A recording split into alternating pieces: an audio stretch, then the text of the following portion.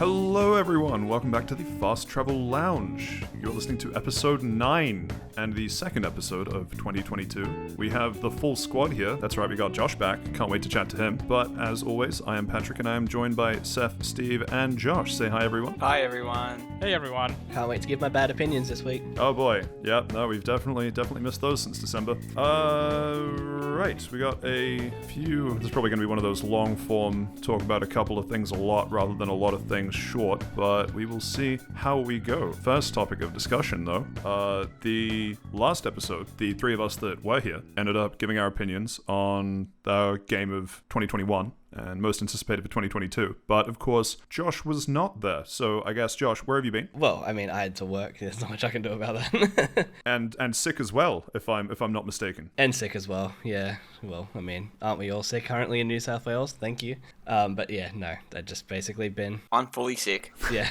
sick and working and not having enough leave. Good vibes only, gentlemen. Good vibes only. Yeah. Actually, we did actually give. I don't remember anyone's top three. If you want to listen to them, you can go back and do that. But Josh, what were your top three of 2021? Three? You could have asked me earlier. I mean, top three probably was literally Monster Hunter Rise. Obviously on the Switch. What else came out last year that was on my list? Oh, yeah, probably Tales of Arise for what I've played of it so far. And I don't know. Some people have offered Halo Infinite. Halo Infinite wouldn't crack my top three. What? Forza Horizon 5. Names. What else came out? Forza. Absolutely Forza.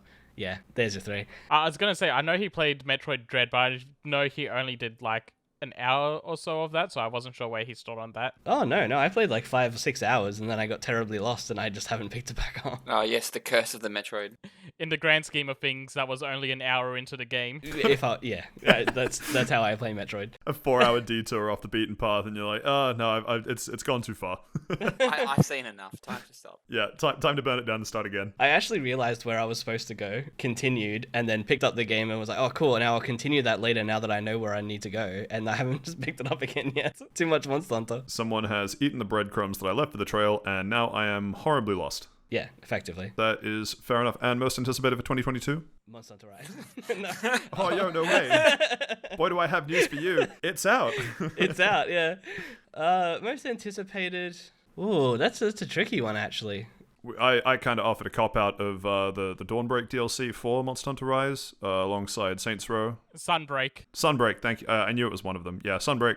And of course, Arceus, which we are recording the day before it releases. I don't really have a lot of interest in Arceus, despite being a Pokemon game and me simping Pokemon week on week so far. I think probably Elden Ring would be up there. See, that's interesting, because that actually didn't make Seth's list, even though, Steve and I both thought that it would. Yeah, I'm just a big Square Enix shill. Total War Warhammer 3 would as well. Oh, Gran Turismo 7, actually.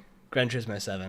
Yeah, and that comes out in March as well, so it's pretty close. Oh, or Kirby and the Forgotten Land. Oh, that's such a good call. I completely forgot that was this year. What about Starfield? Starfield comes out this year. We're excited about that, aren't we? I don't have faith in it coming out this year.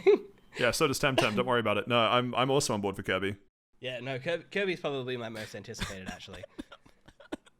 That was so rude. I'm looking forward to Starfield. Sorry. I just don't think it'll come out this year. I think it'll be delayed, sadly. Yeah, see, I thought the same thing about Final Fantasy 16. I don't think that's making it this year, but I still put it in my most anticipated for this year. Yeah, that'd be another one, but I also think that's going to be delayed. Yeah, we talked about why that might be delayed last week, though. Yeah, fair enough. We did, which of course Josh went back and listened to, and Josh can give us the quick recap on. As of recording, it only just came out, so I haven't. I will listen to it though. That's all fine. The other thing that I wanted to do before we get into the core of this week's show is this is the first episode in 2022 that we're all together. I figured it would be fun to take 5 minutes and just walk down memory lane of 2021 with our greatest hits, if you will. Does anyone have any fond memories of episode 1? Please let me talk about Zorba. I mean, all I got to do was talk about Pokemon, so yeah, 10 out of 10. That's what I want. Was a pretty good episode. Our inaugural episode, because the real pilot will never ever see the light of day. That's the true best episode. The forbidden best episode. when we do the reunion in 20 years. It's too good to put out into the internet. It is. I have fond memories of episode 2, the Forza Horizon Power Hour, and that the 1 hour. I think we actually only talked about Horizon for 1 hour, but that episode was 3.5 hours long. Yeah, that was a long one. Yeah, that was Yeah, really after long. that, we definitely decided to make some cutbacks on things. We did. You can definitely see the evolution because the amount of time in episode 2 being 3.5 hours to a very measly 2 hours 10 minutes for episode 3 Infinite Bug Spray, where we discussed quite a bit about Halo Infinite, and that's when I think we really started isolating the format. I think that was the show that we started putting all the pieces in place. Would you guys agree? Yeah. Yeah, I I'd would say agree. so. Yeah, that makes sense. Episode 3, Episode 4 is about where... I'd say Episode 5 is where we started to really hit our stride. Our Guilty Gear Yeah, Strive. I'd agree. Yeah, you're right. Of course, we had excellent Pokemon chats through episode 4. Pokemon gives you what you deserve, as well as I think 5, 6, and a little bit of 7. Just lots of Pokemon chat. Yeah, it's around the time Brilliant Diamond and Shining Pearl. It's just such a great game. We're still talking about it now. Yep. And we had what was actually quite a good discussion on kind of, it's an old game, and when you bring it back up to date, what do you include? What do you change? Keep it fresh, but also stay true to the roots. Yeah, that was quite a good. I think we all had something interesting to give to the discussion on that one, which was cool. Of course, the next episode was Tim Tam Slams Mr. Zircon, when we realized that it's very easy to pad out the start of the show, like I'm doing right now, but with food and discussions about food between Australia and New Zealand, where we reside. It wasn't just the start of the episode, it was also the middle of the episode. Yeah, we made a Yeah. lot of random food tangents through that one, huh? God, Tim Tams are good. Yeah, we started talking about floats for some reason in the middle of that. That's right. Yeah, and that's when we really hit our stride, right? Yeah, right after the floats, it was Yeah, all uphill. the float chat was where we really started getting it going. God, I could go with the flow right now. Oh, you want to grab one for me while you're out? Yeah, I'll just quickly grab one. With homemade soda. Homemade even. Yeah, I went out to brunch yesterday and they were selling homemade soda with with essentially floats, but it was like $12, and I'm like, you know what? No thanks. Was it a local business? As in a gentrified business, yes. There's everything in the inner west. Yeah. And then of course, episode 6, the Open World Lounge. Was that the one that Josh wasn't there for? Yeah, I believe he wasn't there for that one. Open world, probably not, no. Yeah, 'cause that was when I just whinged about open worlds for about. An I'd hour? love Yeah. to join you on that. It definitely was a while. And that's also when we discovered that when Josh is away, it becomes very easy to just derail Seth over and over again. That's right. That was one with like Final Fantasy. Like everybody was like, "Oh no, it takes 4 years to get in. Just leave it on in the background." Yeah, and Dragon Ball The Breakers, and how Seth was totally willing to just shell out for that game after we all just collectively shat on it for like 30 minutes. Yeah, I still stick by that. I'd buy that game. It was pretty fun. $80. Money for that game. Yeah, maybe. I don't know anymore. That's more than I've spent on like any game in the last like 2 years. And some would call that the prequel arc into the continuation of the Final Fantasy XIV chat, which was the final episode of 2021. You can not buy Final Fantasy XIV, which I think that one. Everyone had a lot of energy in that episode, and all of it was weirdly directed at Final Fantasy XIV. And as of recording like 2 days ago, you can now buy Final Fantasy XIV. So, off you go. Yeah, we have come full circle. What a time to be alive. Is it now? But it's not out on Xbox though. So us X-Bros we don't feel too good. No, but the Australian servers are open, so Australians feel good. Yeah. That connection, excellent. What about the Australian Xbox players like me? You get nothing. Ah, You get what you deserve. You have Game Pass. yeah, there's a lot of games on Game Pass. A very big backlog. Halo Infinite. Then just see the title. You cannot buy Final Fantasy XIV. It's in the name. Ah, some of us still can't buy it. So some of us still can't read. most- So the final. Sorry, Rats. Steve. The final thing I wanted to ask. Obviously, the point of this podcast is that we just kind of chat about what we've been doing for the week. But what I'd be curious to know, let's say, well, based on facts, we know that this podcast reaches millions of people around the world, which is sick. Stats might not be accurate, but we can all claim that. Let's say we have the audience of millions of people.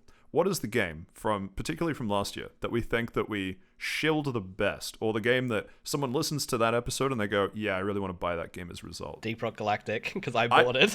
That's I was actually thinking that too, or I shilled it probably a little too hard and a little bit too early, sort of prematurely shilled it in the context of the format when we're just getting going. But what about you, Seth and Steve? What do you think?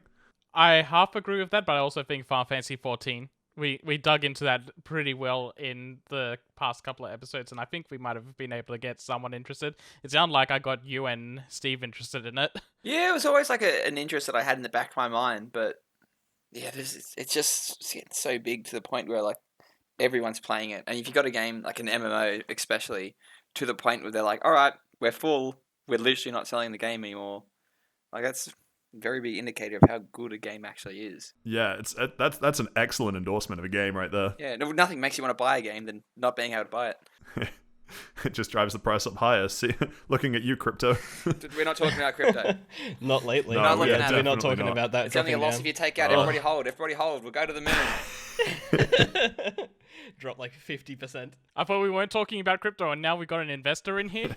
So what you want to do, right, is you want to put all your Oh, money no. in, and you want to go to cash converters for a 7.5% per week loan. Because crypto, on average, A week. you're going to see those gains back in 10 to 15 years. There are loan sharks listening to this that are just salivating at the sound of that. Oh no, they're taking my legs again. A week. Oh They no, can't the take my benders. nubs. Yeah, no, that's cool. Thank you for joining me down this quick trip down memory lane. But I figured, we got the gangs all here. The start of something great, and it's kind of cool to look from what we started from and look where we are now. It's nice looking back. Shall we go into Around the Lounge? That sounds fine by me. I'll take that one yes as a resounding yes from the other two.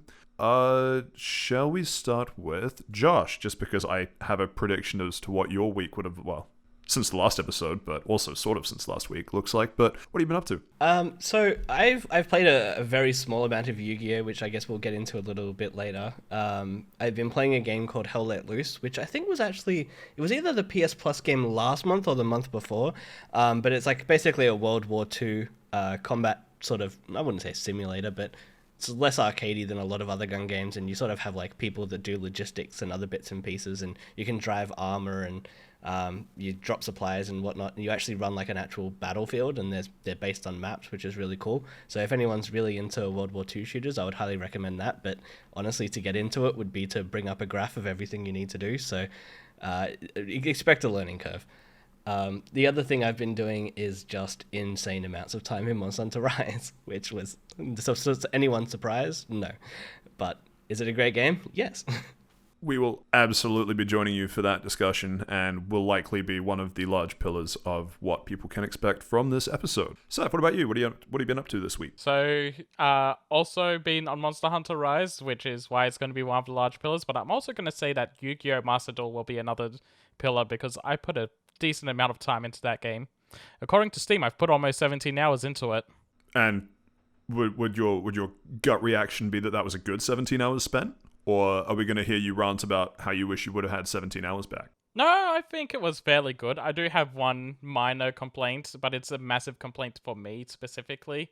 But no, it's a fairly decent game so far, and we'll get into that later. Sweet. And Steve, last and debatably not least, what have you been up to this week? I've also been believing in the heart of the cards and getting my game on with Yu-Gi-Oh! Master Duel.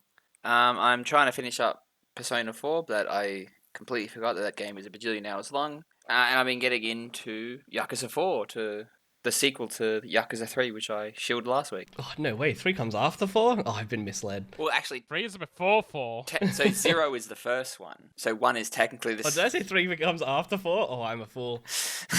That's it. You're off. You're out, big fella. I remember my first time counting. I can't read, you can't count. Yeah. You've been back for less than 20 minutes and you're already gone. I'm still very tired. And on that nice hostile note, that shall conclude Around the Lounge.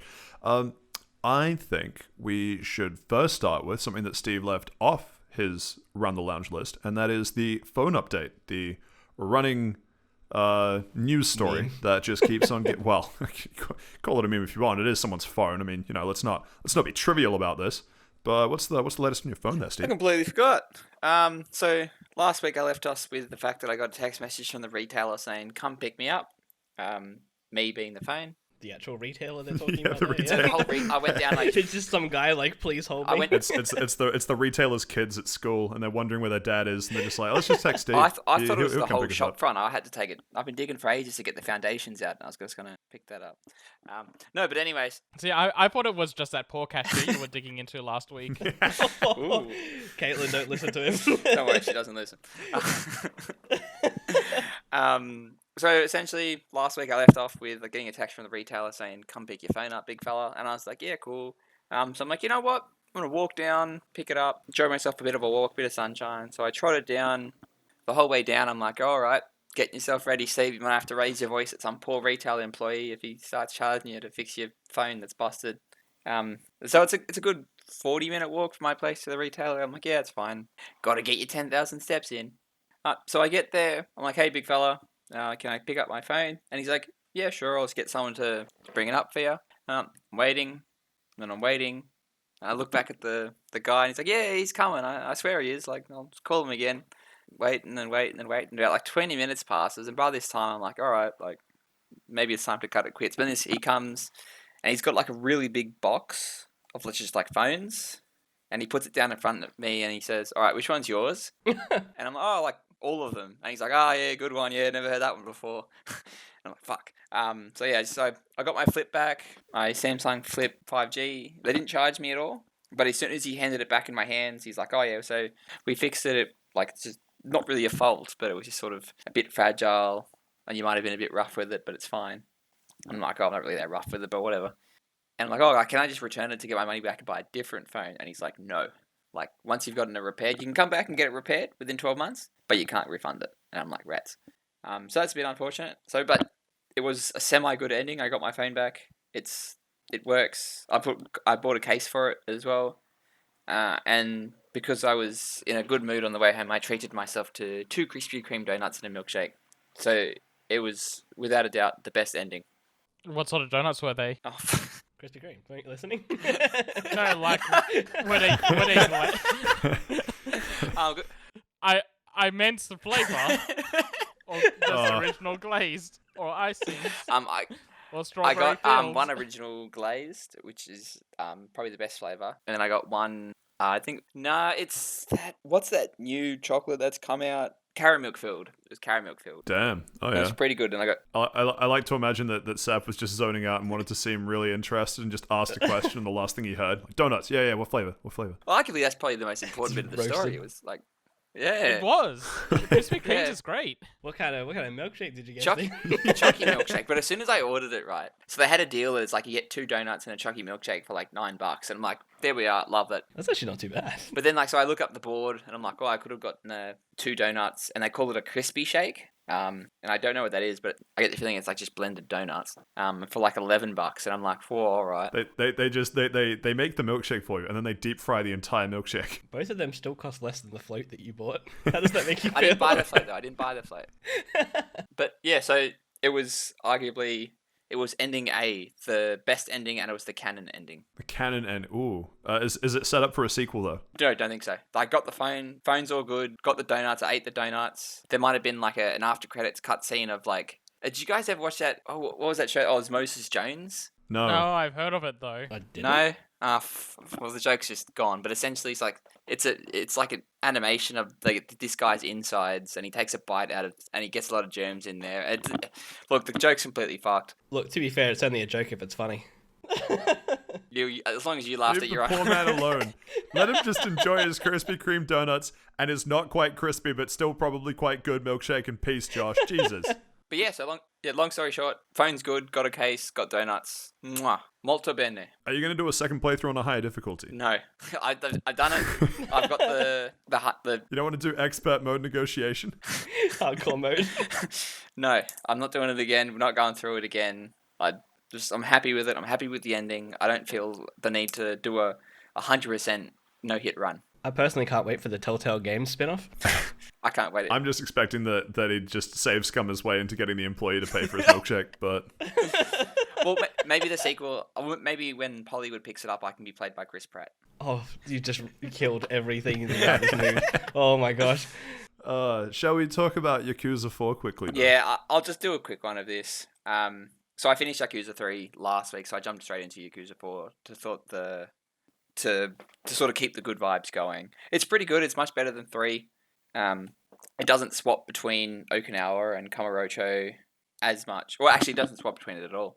And you're essentially playing, instead of playing the character Kazuma Kiryu, you're playing a split between 4 characters, and you're sort of exploring their sort of stories. Oh, I get it. 4 characters for Yakuza 4. Yeah, congratulations. And well, man, I'm not sure, but how many characters do you reckon? Solved the mystery. How many characters do you reckon Yakuza 5 has? Oh, I think there's 5. Yeah, and spot on. Spot on. Oh. So hopefully I finish. It just takes a lot of time because there's a lot of cutscenes that just sort of like replay the same thing. Wait. Steve, ask Josh about Yakuza 6. I know that he doesn't have more than 5 fingers. I want to see if he can work this out. How many characters are in Yakuza 6? I think 3's higher than 6. Let's go with 3. Well, you're wrong. It's 1. Well, how many characters are in Yakuza 0? Yakuza 0. Oh, I know there's 2. I've played Yakuza 0. It's 2.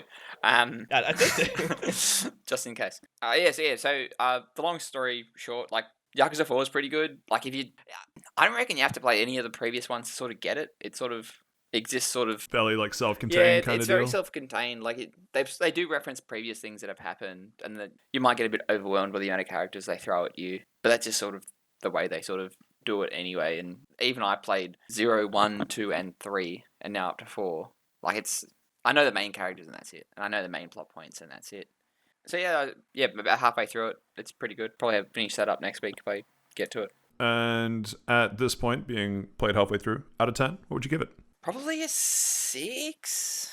That's not a 4. Yeah, because Yakuza 3 got a 4, and Yakuza 4 is a 6.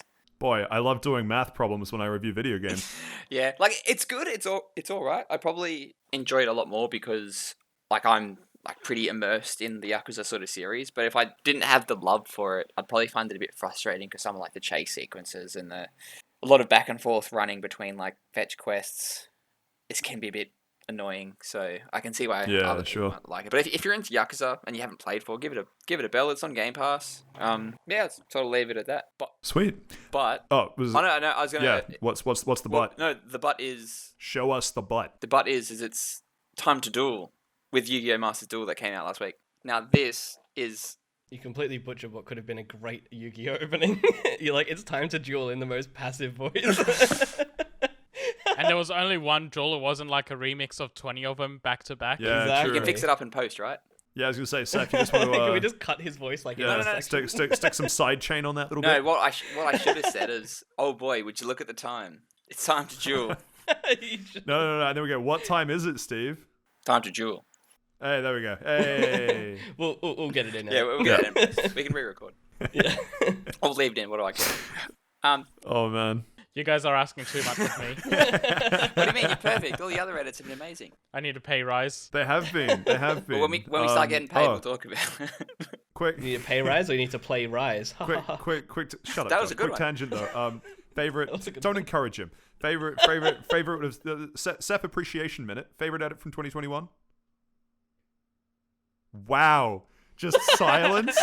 Oh god. My favorite edit was the profile picture change from on our podcast last week with the Spider-Man outfits. Yeah, that was last week, 2021. Come on, man. Oh, I liked the Futurama edit. Yeah, that that was was my pretty good. favorite. That is Oh, also actually, my yeah, favorite yeah, one. Oh yeah, that was my favorite No, too. I Yeah, wasn't yeah, going to say it was my totally thought of that. favorite. Yeah, you want to jump in anymore? No, but I, We're all cool like Patrick. I Listen, a good Futurama joke always lands. Just like that. do didn't. it All right. flip. Okay, moving so on. so Yu-Gi-Oh! Master Duel, right? So this came out. Yeah, go This on. came out last week. It's free to play. It's pretty much on all platforms. Wait, is it actually for? Actually, I did not know. Was it free yeah, to it's play? free to play. Yeah. Yeah, Oh, okay. it's a gacha game, but Konami fucked up, and we'll get into that Yeah, later. like- Okay. Well, then how about we get into it right now? Like, it's very easy to sort of run the gems. So, like with all these type of things, there's like a currency that they sort of like drip feed it to you when you complete challenges, and then you get the currency. I don't know about drip compared to how much you get at the start of the game. Well, Oh. They're very generous about how much they give you at the start Yeah, of this which- game. And then they like turn the water pipe off, or Not really. I haven't felt Yeah. the water pipe go off on this one, actually. so they're just generous the whole way through. No, it's because when you do rank stores, you also get currency from your wins, and with how much they give you at the beginning, it's very easy to just either make a deck you want or a meta deck. But then, Hell, you that can make implies 2 I decks win. or maybe 3 decks with how much they give you. So you could make a deck for fun and then a meta deck to grind out currency. but then at the same time, there's also So it's a trading card game, right? Like you eventually will collect all the cards you need to make your own deck, I'm assuming. Well, you can't trade the cards in this one, so it's I just don't a know. card game. Yeah, it's just a card It's just a game. CG. It's just a card. I mean, you by dismantling the cards you don't want and then crafting the ones you do want, you're kind of trading. I guess. that Call it a trade-off. And the trade value is actually pretty good. It's trading in 3 cards to get 1 you want, which isn't too bad. That's for not this bad. type of Is games. that the same rank though? Like, does it need to be like 3 ultra rares to Yeah, get an yeah, ultra same rare? rank. So it's got to be like 3 normals to craft a normal you want, or 3 ultra rares for an ultra rare you want. That's If not it's a bad. shiny, then that's just 2 of them rather than 3. And that's probably like And it's not so bad. a rarity. Sorry, just it's been so long since I've like touched my. I probably still have Yu-Gi-Oh cards in my parents' house, but well, I don't remember there being a split in terms of rarity. Like, is like uncommons like the combo cards, or like what defines like an uncommon or a rare? It's usually about whether they're a staple piece in a certain deck or a highly sought after card. So like a dark. So it's more like demand-based rarity rather than like card-based rarity. No, they're card-based rarity as well. Yeah, so Dark Magician is an ultra rare, and that's like that's a special. That's got a lot of decks that can run it well, but by itself, it's just a very regular card that doesn't play well in old Yu-Gi-Oh decks. To be honest, you have to make a deck that runs around it to get it out onto the field. But because it's highly sought after because of its popularity and because it does have a few themed decks it can run with, they put it in the ultra rare category. Same with the Blue Eyes. yeah, they've got that whole weird new Blue Eyes deck now, like the Blue Eyes Max Chaos or whatever it was. There's always a new Blue Eyes Yeah. deck. It doesn't stand up against the might of my Galaxy Eyes deck. Oh, mwah. I'm on like a 9-win streak at the moment. I'm like gold rank 5, whatever that means. That's not a Dragon Maid I deck. don't know what that means. I'm slightly higher. I got to gold rank 4 last Well, I was night. trying to play this afternoon so I could beat you before the podcast, but they were undergoing maintenance. I couldn't do it. Life is pain. And yet he still showed up late to the recording. Crazy. I had boxing. I'm training for my fight with Jake Paul. I'll fight him for his. The running joke continues. I'll fight him for his Charizard card. which turned Should out fight to be him a for the fake. $1.5 million of like whatever. Was it Yeah, 1.5 million? the Of scuffed fake first Pokemon edition cards or Pokemon Yu-Gi-Oh cards he got. That's right. Yeah. Shit. Didn't he open them and they were like a completely Yeah, there was a different couple of card like game? football cards and Digimon cards. They just completely like. Hell Imagine yeah. opening a box of Pokemon cards and just fighting Digimon and being like, I don't know the difference. But think about it. Somewhere out there is a guy that went to open like a thing of football cards and he got a first edition Charizard and went, what the fuck is this? Tears it up and throws Yeah, it in exactly. That's not the bin. 300k Ronaldo. down the drain. So I realized that the three of you guys have played this and I haven't. So I'm trying to think of the best way that we can discuss it rather than people just going point by point because that's just going to get a bit chaotic. So I guess it would be interesting to know from me not having played it. I was around when all my friends were playing Hearthstone, and I was around when I guess now most of my friends are playing Yu-Gi-Oh. Is it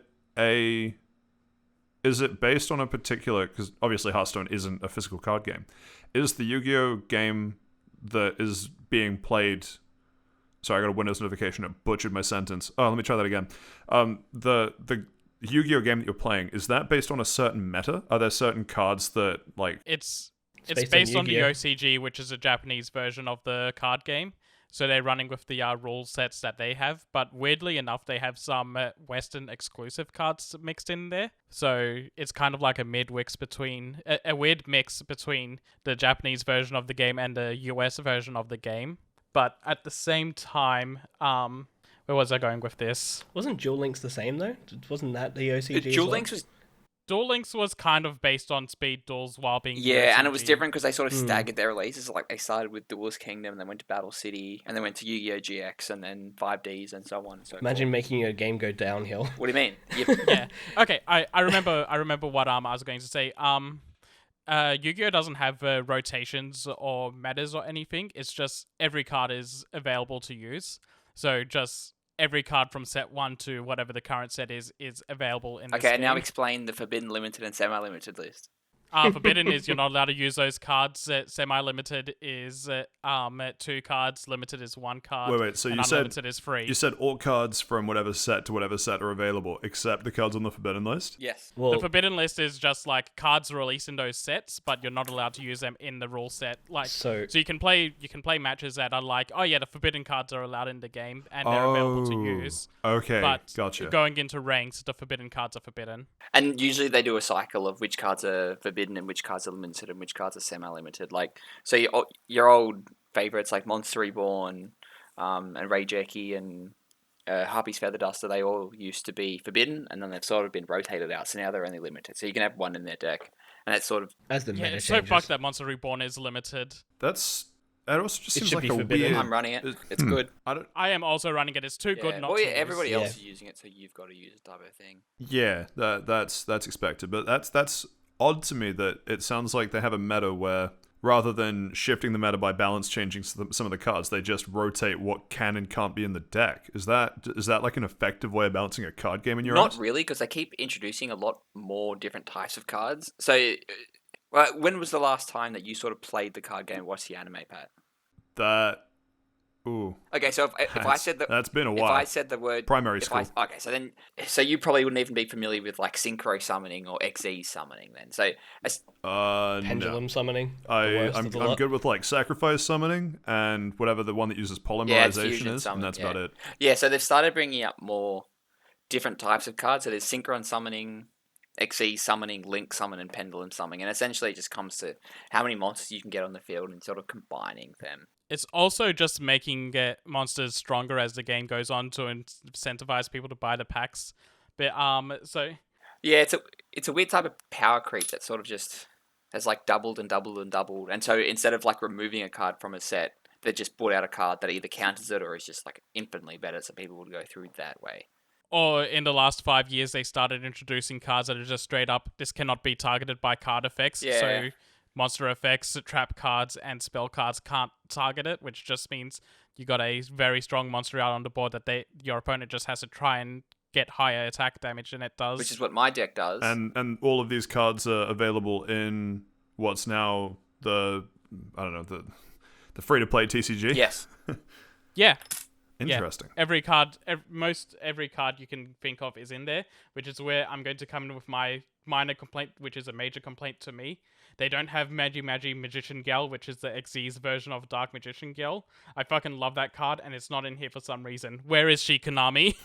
It's because Sims like you don't want her, so they'll put it in later as some like limited pack, calling it now. They probably will, because she was a limited release in Japan as it was. I think she was with Shonen Jump magazines. Yeah. Oh, I just want Chaos Emperor Dragon to be unbanned. It never will be. yeah, that's But, right. yeah. So It's fucked. I hate that card so much. So let me disgusting. just translate reason this for the into forbidden something list, that I by the am way. more familiar with. So if I play, I don't know, if I jump into VGC right now, I'll have a pretty good understanding of what the VGC meta is. But if I jump into say Showdown, it'll be split out into like these are cards that everyone uses, so it's called the overused tier, and then we got like the never used, PU, all the other ones. So is there just a single, like if you go play ranked right now, is that always against a single? Is the ranked game that you would go and play right now always with the same lists of forbidden, limited, and semi-limited cards? Or Yeah. Always Yeah. the same list, yes. and so that would rotate what, like weekly or whatever the time scale is. Probably every few months. Yeah, it rotates based upon like, okay, we think this deck is too strong due to people using it this way or whatever. So we'll add these cards. Maybe these cards have been banned for too long and they're not strong enough to be banned anymore. We'll take those out, kind of thing. It's just like balance patches. It just seems weird to me that if you've got such power creep to the point where all of the recent cards are just outright better than the other cards, that you would never use the older cards. A lot of because Yu-Gi-Oh functions on like an archetype usually cards that were potentially not so good in a deck are suddenly relevant again because there's a deck that now works really well with them based upon like the effects. So like, for example, if you're building a dragon deck, right? Yeah, that's always you the may classic. never use certain dragon cards, but then maybe this one dragon card that had no real use in meta suddenly becomes amazing because it now works in this way that with this card effect from another card. So yeah, it's odd. The cards never, for the most part, just go completely stale. Like they usually keep rotating in new things for them. Is Toon World a This card? Toon World is a card, yes. It is. This It also doesn't do what kind it of does in the leads animator. good naturally into another topic, which is how they handle their gacha system. Yeah, actually, no, we didn't even discuss that. Yeah, tell us about that, Seth. So you can spend 100 gems to open up one pack, or 1,000 gems to open up 10 packs, and they have free generic packs that you can open at the moment. But if you get a ultra rare or a special rare of certain archetypes, they start unlocking secret packs specifically for those archetypes. So what ended up happening for me and what got me hooked into the game right away is that one of the first 10 packs I pulled, they gave me a Blackluster Soldier card, which opened up the secret pack shop for Blackluster Soldier decks and themed cards around that, which I ended up pumping 3,000 gems into that. All of these are free, by the way. I've opened a shit ton of packs in this game by now, and I haven't spent a single cent on it. I was terrified you would say $3,000 instead of gems, but Pay $80 for We're Dragon not- Ball. okay, cool. We better not dox him. that's all right. My heart rate is slowly returning to normal. Please continue. So yeah, with the 30 packs I opened up, I made a semi-decent Blackluster Soldier deck. I got into the silver ranks with it fairly. It took a lot of work with that deck. It wasn't very good. And then I was just like, you know what? I want to build a Dark Magician deck. That's the deck I really like. So you can go in and... so by opening the packs, you can get those secret packs. But you can also get them by crafting ultra rares or special rares from the cards deck menu. So what I did was I crafted a Dark Magician card, which let me go out and buy secret packs based on Dark Magician cards with a bunch more gems that I had left over. And by then, I was able to make a Dark Magician deck that works fairly well. Oh, that's a good idea. Yeah, so if there's a specific theming deck you want to go with, just go with the abundance of materials you have, or just get rid of a bunch of junk you're not using. Buy one card from that archetype you want, and then you can just pump all your gems into it, because the game's very lenient with how many gems it's giving you at the moment. Yeah, and you get like what I think it's 2,000 or 5,000 gems just for like their first sort of month that they're sort of... I got closer to like Is 8,000. it 8,000? Okay, it's probably that then. I Yeah, had which is over like 8,000. 80 packs there. Yeah. I think I've opened like 110 packs by now. I've just stopped opening packs. Like, I've got my deck. I'm done. Like it's... Now that I've got the 2 decks I'm using, I haven't opened up anymore. So a I question need to for you open up a then. bunch of Dragon Maid on the ones. sorry, finish your point, Seth, and then I'll interject with a question. I was also going to say that the battle pass is 600 gems, Oh, which of is course, nothing there's a at the battle. I moment. didn't even Yeah, there ask, is but battle. yeah, of course, there's a battle pass. The battle pass in this is so bad, but when you get to rank 100, you get a pot of greed minion you can have on your board, which is what I'm aiming for. 10 out of 10.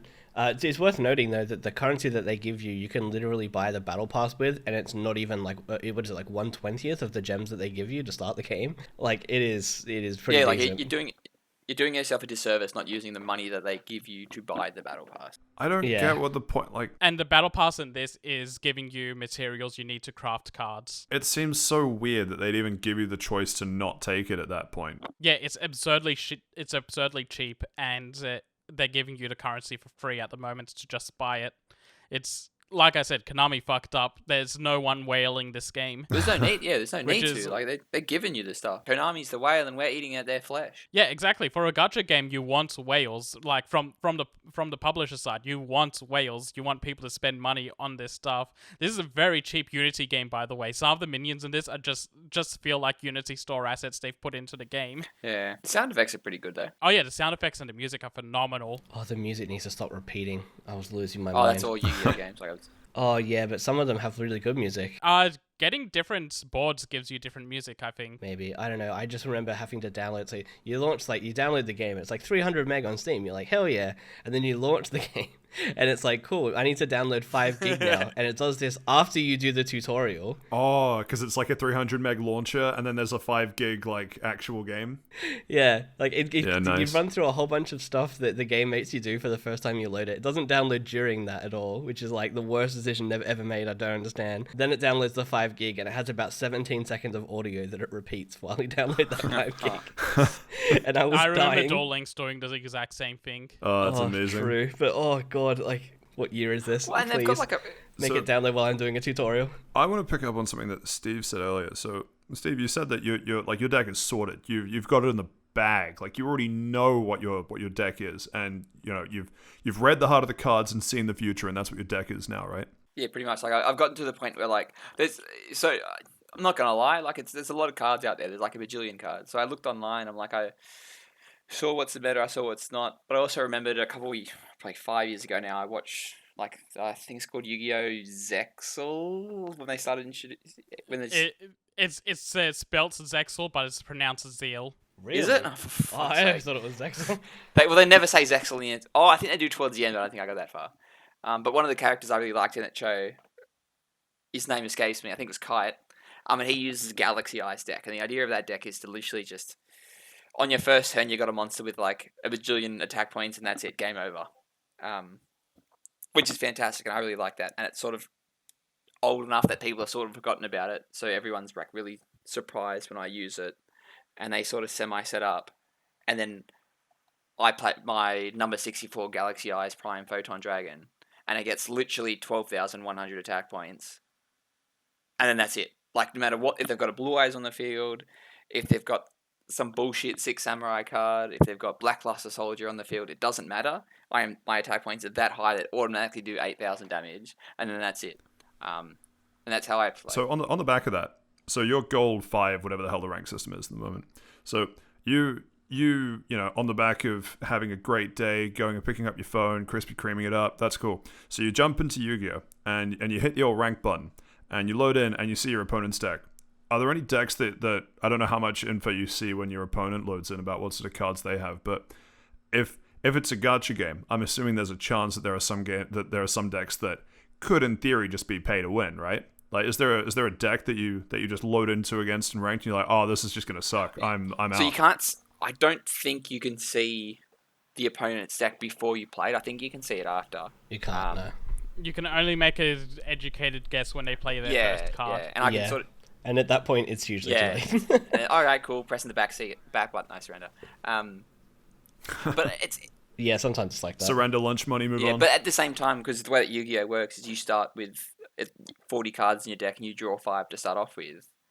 If you don't draw the right 5 cards, essentially, like, that's it then. Like, I've had people surrender, like, after they've seen their 5 cards because, like, okay, I didn't get what I want. I'm going to lose. I'm not going to, like, drag it out type of thing. So there is that sort of... My favorite way to match goes is if they play a card and you use Ash Blossom, which is a card that you can discard from your hand. Fuck you, man. That ruins my deck. I hate you, man. Fuck you. It stops... That's the exact reaction that the opponent gives because it stops them from searching out their deck for any cards or whatever. They give that... For that turn or for the game? Just, for that turn. Oh, yeah. Like, well, not that turn, But just the first that turn card. is So, everything in modern Yu-Gi-Oh! Yeah, gotcha. Yeah, and it's that card has broken me a couple of times. Like, I used to run it in my deck, but because my deck is so hyper-specific, having that card sort of is like, all right, well, I can stop my opponent, but it's stopping me from putting the cards down I want to. Yeah, it's just sort of extra weight to the deck. Yeah, I get that. My deck is lean enough where I can fit into Ash Blossoms and 2 Max C's. On Max C's forbidden? Which Max C is also a very good card in where you can discard it from your hand at the start of the opponent's turn, and every time they special summon a monster, you get to draw a card. Oh, but that's fine. If they don't have another turn, it's fine. Yu-Gi-Oh decks. Yeah, Yu-Gi-Oh at the moment is to the point where special summoning is the only way you're getting. It is like the meta. You got to get everything out onto your board as you can. Mm-hmm. Just non-stop link summoning. So if someone sees a Maxi, they either give up their turn or they make you draw your entire deck. Draws out and loses the game. Yeah. Well, essentially you could. That's the game plan. Elemental heroes could do that. Or Gladiator Beasts as well. Yeah, they to could. a certain extent. But yeah. No. Yes. Interesting. What so a new year. We're starting to wind up the discussion a bit. Anyone have any other topics they want to hit before we do a quick score? Yeah, there's one more thing I want to bring up, which is actually besides the ranks mode, there's also a single player mode in the game. Yeah, That's what I was going to say too. Yeah. Story based campaign. No. I wish. It's not actually story. It's not actually a story mode. What it is it's instead of recapping the Yu-Gi-Oh anime, It's recapping Pokemon. That's crazy. Sorry, yes, continue. No.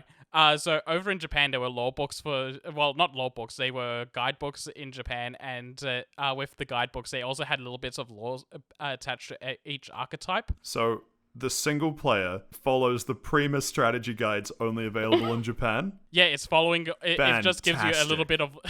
it gives you a little bit of lore on all the archetypes that are in the game, and you play a themed deck around them. When you finish it off, you unlock that themed deck. That's actually sick. Yeah, so That's pretty cool. the first two are like Monarchs and 6 Elemental Heroes. So you load up the Monarchs one, and it's like you get a little text at the beginning that's like, this is what the Monarchs are, and then at the end you get, and this is where the Monarchs said go from, like the end of their lore story. And once you finish that, you get a pre-made Monarchs deck to play with. Yeah, it's a really good way of exposing you to decks and how they work, so that you can actually get into ranked if you hadn't played Yu-Gi-Oh in like the last 10 years, like most of us. Yeah. So yeah, no, it's really good. I'm really enjoying it so far.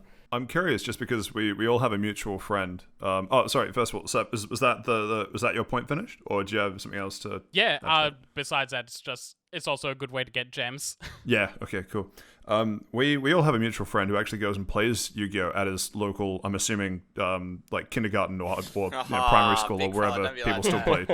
But I'm curious because I actually haven't spoken to him since this game's come out. But what does he think? Because I assume we're kind of on the boat of like, yeah, we know what Yu-Gi-Oh is and stuff, but we don't actively play it.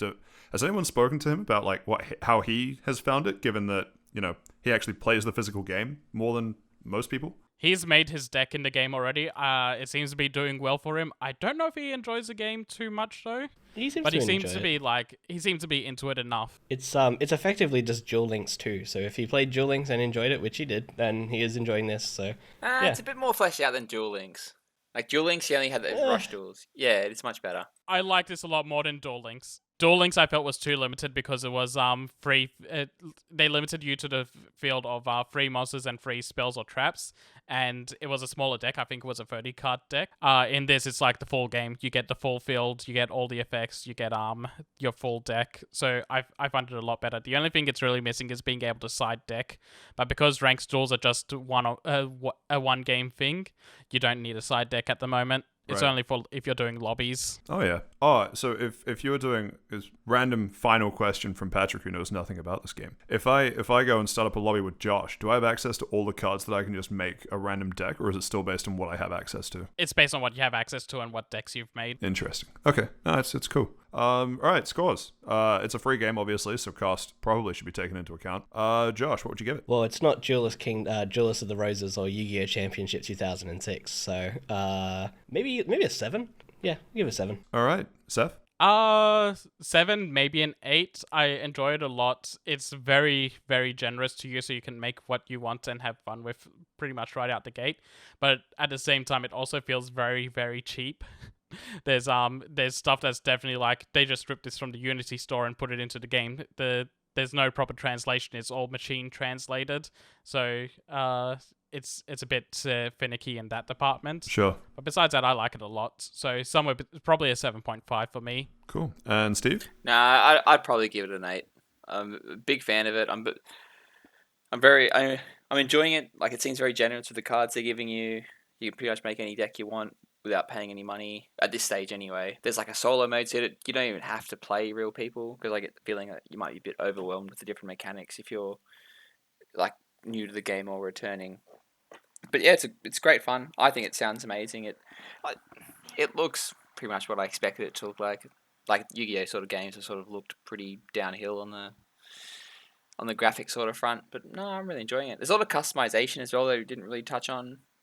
Not really a lot of customization, but you can change what your side of the field looks like and the icon that you use. And you can even put card sleeves on your cards, which is sort of like a nice little touch. Yeah, that's cool. I like that. Yeah. So it's a solid 8 for me. I'm having a great time. It's cool. And so, obviously, we've mentioned a few times the game is free to play. Where can people find it? Everything. Everywhere. Literally everything. No, at the moment it's not on Android and iOS yet, so you can get it on console and PC, but it's coming to phones later. Yeah, but it definitely will be available. You're probably doing yourself a disservice to play it on a phone. Oh, it's not available on Mac. Oh, no. Is it available on Unix or Linux? All 13 people are going to hate that. Oh, man, I legitimately put Boot Camp on my Mac so I could play it while I was in bed. Wow. Is it like an army boot camp type of thing? All right, moving on. Yeah. I said.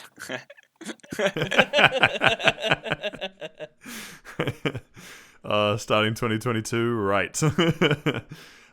Cool. Well, that pretty much wraps up the discussion on Yu-Gi-Oh! Master Duel. That was basically one half of the pillars I think we're going to hit for this episode. So kind of good to have that wrapped up. Second one being Monster Hunter Rise. So, long-time listeners will expect us to go through, and all right, thanks for that week, Steve. What about you, Seth? But of course, Seth's been mostly Yu-Gi-Oh! Master Duel, a bit of Monster Hunter Rise, and Josh likewise. So we'll just do it by game instead of by person this week. Hope that is okay. Monster Hunter Rise. Actually, Steve, just because I don't think you played much Monster Hunter, what are you at with Monster Hunter knowledge? Where are you at with that? Oh no, I'm pretty good. I played Monster Hunter Tri, Monster Hunter Generations, and Monster Hunter World. I played that last year for a significant amount of time. So it's just sort of Rise has sort of fallen out of my scope because essentially once you've played one Monster Hunter, you played them all, and it sort of gets to a point with me where it's like, okay, I'm sick of the grind. Bye. So I took personal offense. Yeah, I to got the that, feeling. but that's Yeah, okay. sorry everyone. You're very popular, but those are my. I said. Oh, why are bugs? The system changes each game is enough to make it interesting and fresh. And a new monsters. It's enough to play for another 400 hours, 500 hours, Yeah. whatever.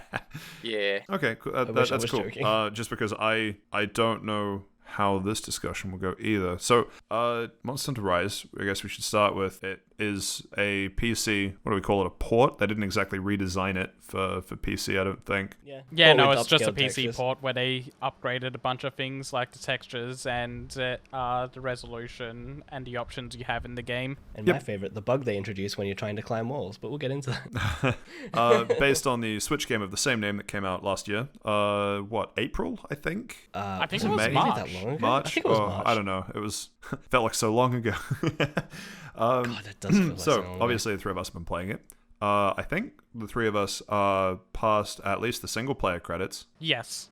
Cool. So, first thing, we all played the Switch version, and we have now all played the PC version for multiple hours. Has it mattered that we played the Switch version? Like, has playing the Switch version already sort of taken some of the wind out of what would otherwise be a new release's sales for you guys? Just maybe No, more the optimized. PC version is significantly better. That it makes the Switch version feel like it makes me actively wish I didn't play the Switch version earlier. To be honest. Unfortunately, I kind of agree with that. Josh, you're about to say something? Yeah, I don't agree. I just love Monster Hunter though. So I've played 150 I think it was hours of Rise on the Switch, and then I was like, okay, cool, time to start again on PC, and I was genuinely excited to do so. And then all it did was made me go, okay, this is exactly what I want to do, but I'm just going to do it with a different weapon. And I just basically speed ran through it, so I didn't have to watch the credits or anything like that. So I have no regrets. Yeah, see, with the Switch version, I just played the Hunting Horn and the Hammer again, which is I was already doing with the Iceborne version of Rise. Not Rise, World. Well, So, yeah, Hunting Horn is actually fairly new feeling in this game, so that was worth it. But I didn't actually take the time to learn any other weapons, which I'm doing now with the PC version of Rise, where I'm actually using 3 new weapons that I have barely touched before, and I'm falling in love with them in this game. So, interesting couple of points of discussion there then. Switch, obviously everyone played with a controller. How's everyone playing on PC? Controller. Xbox controller. DualSense controller. So, controller. Thanks, Seth. Weird way to say it, but controller. Fine. Drop the. He just needs to flex his purple controller. Yeah, I think there's a thing in saying which controller you're using, like if you're going to be using Xbox or Nintendo or whatever. Is anybody using like a racing steering wheel or a flight stick? Yeah. I do have a just Guitar wanna see who's Hero playing on a keyboard Guitar lying Hero. around. Yeah. Okay, no, that's interesting. Listen, the Donkey Kong bongos. Yeah, the bongos. Yeah. Unga bunga for real this time. That's interesting. So the other thing that I wanted to bring up is that we also all played a ton of World, the other game that came to PC. World, I think we could all agree, is a better looking game because it wasn't originally a Switch port. How has the graphics comparison now that both games are on PC been for you two? Well, it still looks infinitely better. World is still way ahead of what Rise has to offer. Yeah, okay, fine. But like, has it made you wish that they'd not redone it in World's engine? But like, if I was like, I've been playing Rise, right? If I went back to Iceborne tomorrow, I'd be like, wow, Iceborne just looks and feels so much better that when I return to Rise, it would probably be a little bit disappointing. Is that a similar sentiment shared by you two? Not specifically. I said earlier today when I was playing Monster Hunter with a friend of mine, I think you were in the call, Seth or Patrick, one of you guys, where wasn't I me. was like, I was like, Wasn't me. I wasn't in there. Steve, was it you? No, don't think it was me. I don't know, but yeah, but I was like, Rise isn't even. They were talking about like the Pokemon game or something, comparing it to Monster Hunter, saying it was the sequel to World, and I said that Rise wasn't even like worthy of being a sequel to World. No. So yeah, World 2 will be the sequel to World. yeah, like definitely just a better game. So does it feel like, for lack of a better term, like the just world shitter younger brother that they put on the Switch and are now ported to the PC? It feels like a PSP port of World. Oh shit. Is what it feels like. Of World, yeah. So it's an important distinction here because yes, that is true of World. But the thing that I guess you might not be as familiar with, Steve, is that in every previous Monster Hunter game, Generations, Try, all those, they were very area based, right? Like monsters in Area 2, so you'd run over to Area 2 and Yeah, and there was a semi-loading screen between each area you go to. yes, yep. And so in World they got rid of the loading screen, but it was still a very area based connected thing. So if you're being chased down by a Rathalos, the Rathalos would just chase you until you ran through like, I don't know, some tree roots or something that he just couldn't follow you. So Rise shifted that up. Rise did the Breath of the Wild approach, where it's much more. I know, right? What a game that would be. But they did a much more open approach, where a huge focus of it was on freedom of movement, and they actually did what I think was a pretty good job. But it's very at odds with the kind of segmented, each area is its own little fight type thing, where now it's bigger expanses. There's a lot more focus on exploration. There are a lot of collectibles and things that the game kind of wants you to go after. Things like, what do they call them now? Like gilded spirit bugs and hunting, hunting aids or hunting whatever the little critters are. And other things I think that they're you called just... hunting helpers. Yeah, hunting helpers, thank you. Where you just typically don't find them in the same ways that you're just walking from different areas and you're like, oh, some mushrooms, oh, some herbs, oh, some honey, that kind of thing. So it's definitely a downgrade on World in terms of aesthetics and how I want to say realistic kind of thing. I think in level design as well, because like as you were saying, it's much more open, but I think that comes at the cost of it also feeling flatter. Yes, it does. The maps aren't as layered as they are in World, and I want to chalk that up to it being a Switch game originally. Yes, Yeah, and that's kind of where I want to leave it too. In that my favorite thing, which sorry, Steve, did you say you played World? Yes, I have played World. Yeah, cool. So I think just one of my favorite things in any Monster Hunter game ever is just walking into the jungle or the forest, whatever the first level is in World, and The ancient forest. the ancient is so forest, good. and just walking through it. And there's like there's so much height, and the height is a big part of it in terms of there's stuff above and below you everywhere. The sounds, you actually just sound like you're in a forest, and then you will just observe a monster go by just minding its own business, and it feels like ecologically accurate or sound. Like if you were to do the same thing in Rise, like every monster is just kind of sitting in whichever area they're in, waiting for you to show up. And they'll do, I don't know, some little animation loop of something of them just kind of minding their own business, but it's so much less. I don't know. Like it's so hard not to use the word realistic because it's so far from realism that it doesn't matter. But I hope you guys sort of know what I mean. I want to say that World feels dense. Yes, that's a good way of putting it. Like dense in the nice sense. Yeah, like it's It just popular, feels full. populated. I know exactly what you're trying to say though. Like fleshed out, perhaps. It's living, alive. Yeah, it does. It feels like you are like part of an ecological system, which Rise just doesn't have. You see, Monster Hunter World is like an onion. There's layers to it. Let's not get into this. This is now the Shrek cast. Yeah, and this isn't to take away this isn't to take it away from Rise either, because if you had Rise's movement system in World, you would hate it. You'd be slamming into every like tree and slight elevation change imaginable. It works in Rise's favor that it's so wide and open, but it's just such a different style of Monster Hunter game, and I've come to really enjoy what World did as a Monster Hunter game. That yes, I've put 280 hours into Rise, and yes, I've put however many hours into Rise the PC version, and I'm not going to slow down anytime soon. I love Monster Hunter games, so I'll continue to play them. But it's just interesting that each one, like, if you played Generations and you played Try with its underwater mechanics would have been quite different from Generations, and Generations with all its different hunting styles would have been different from, say, 4. But the difference between, say, World and Rise is probably one of the starkest comparisons in two similarly timed released Monster Hunter games that I can think of. Yeah, I think a lot of that just... Yeah, I was going to get into that because I was going to say between they always do this sort of thing, from what I understand, where they have what's basically a main Monster Hunter game, and then they have another side experimental game, I want to say. So the Generations and Ultimates would be the more experimentals, while Tri, 4, and World would be the mains. And Rise is definitely very experimental with what it's doing. It's introducing a lot of things into it. It's they're doing a lot of things with movement. They're doing a lot of things with the wire bugs, and they're introducing a new side helper, the Palamutes. So there's a lot to dig into that game with, like, on a gameplay level, what they're trying to test out before they go into the next massive world expansion sequel. Yeah.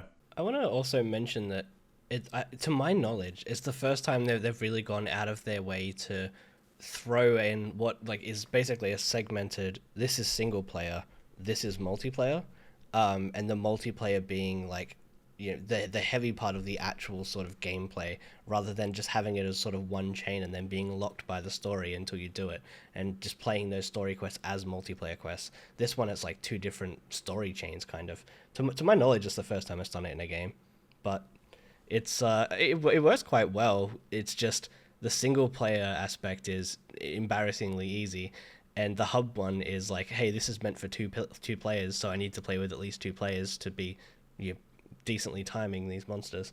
It's strange. It's an interesting way to handle it. I think that the single player hunts need to end up doing a high rank so that you can start getting that stuff if you're like a purely single player person. Yeah, I think that was the biggest miss.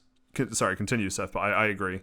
Yeah, the way that the single player works at the moment is trying to alleviate what Monster Hunter World did at the beginning, where the onboarding for that game was kind of overbearing for a lot of people. So now you have here's the single player, so that you can just so that if you're new, you're slowly learning the game, and then here's the hub missions, so that if you're an experienced player, you can just get right into all the harder stuff that you care about. It's strange to me that because World did a situation where basically it was like you have 1 player for the quest, then scales up to 2 players where it doubles the monster's health or whatever, and then 3 players or more was just 3 and 4, and then they reworked that later so that it was 1, 2, 3, or 4 with the different scales, and they've sort of just gone backwards for this, where they've gone 1 and 2 players, 3 and 4.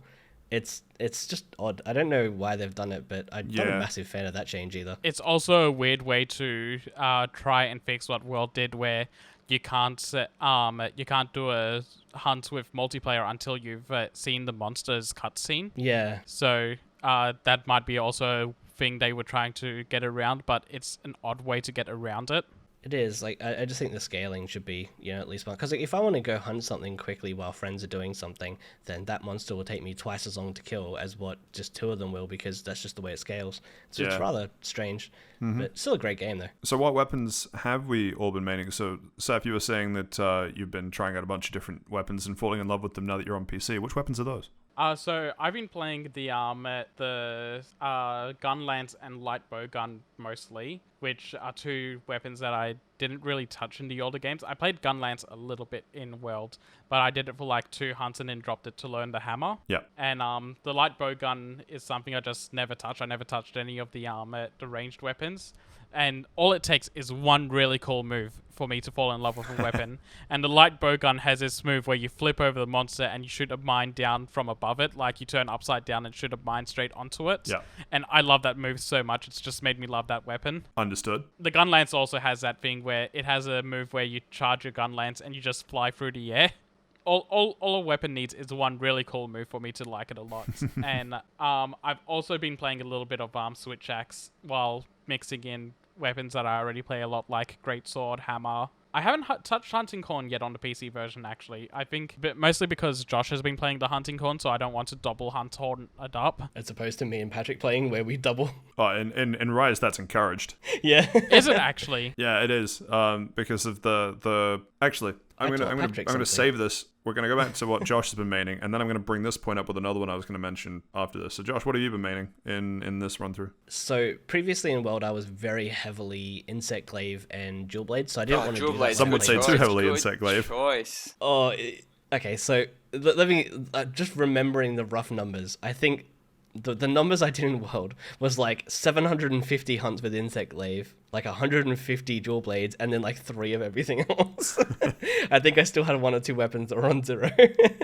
And then when I got to Switch, I was like, okay, I don't want to play those weapons because I played them to death. I want to learn new ones, right? So I picked up the bow and just absolutely fell in love with the bow on the Switch, and did like pretty much every single thing in the game with just the bow, and picking up just a few other random weapons.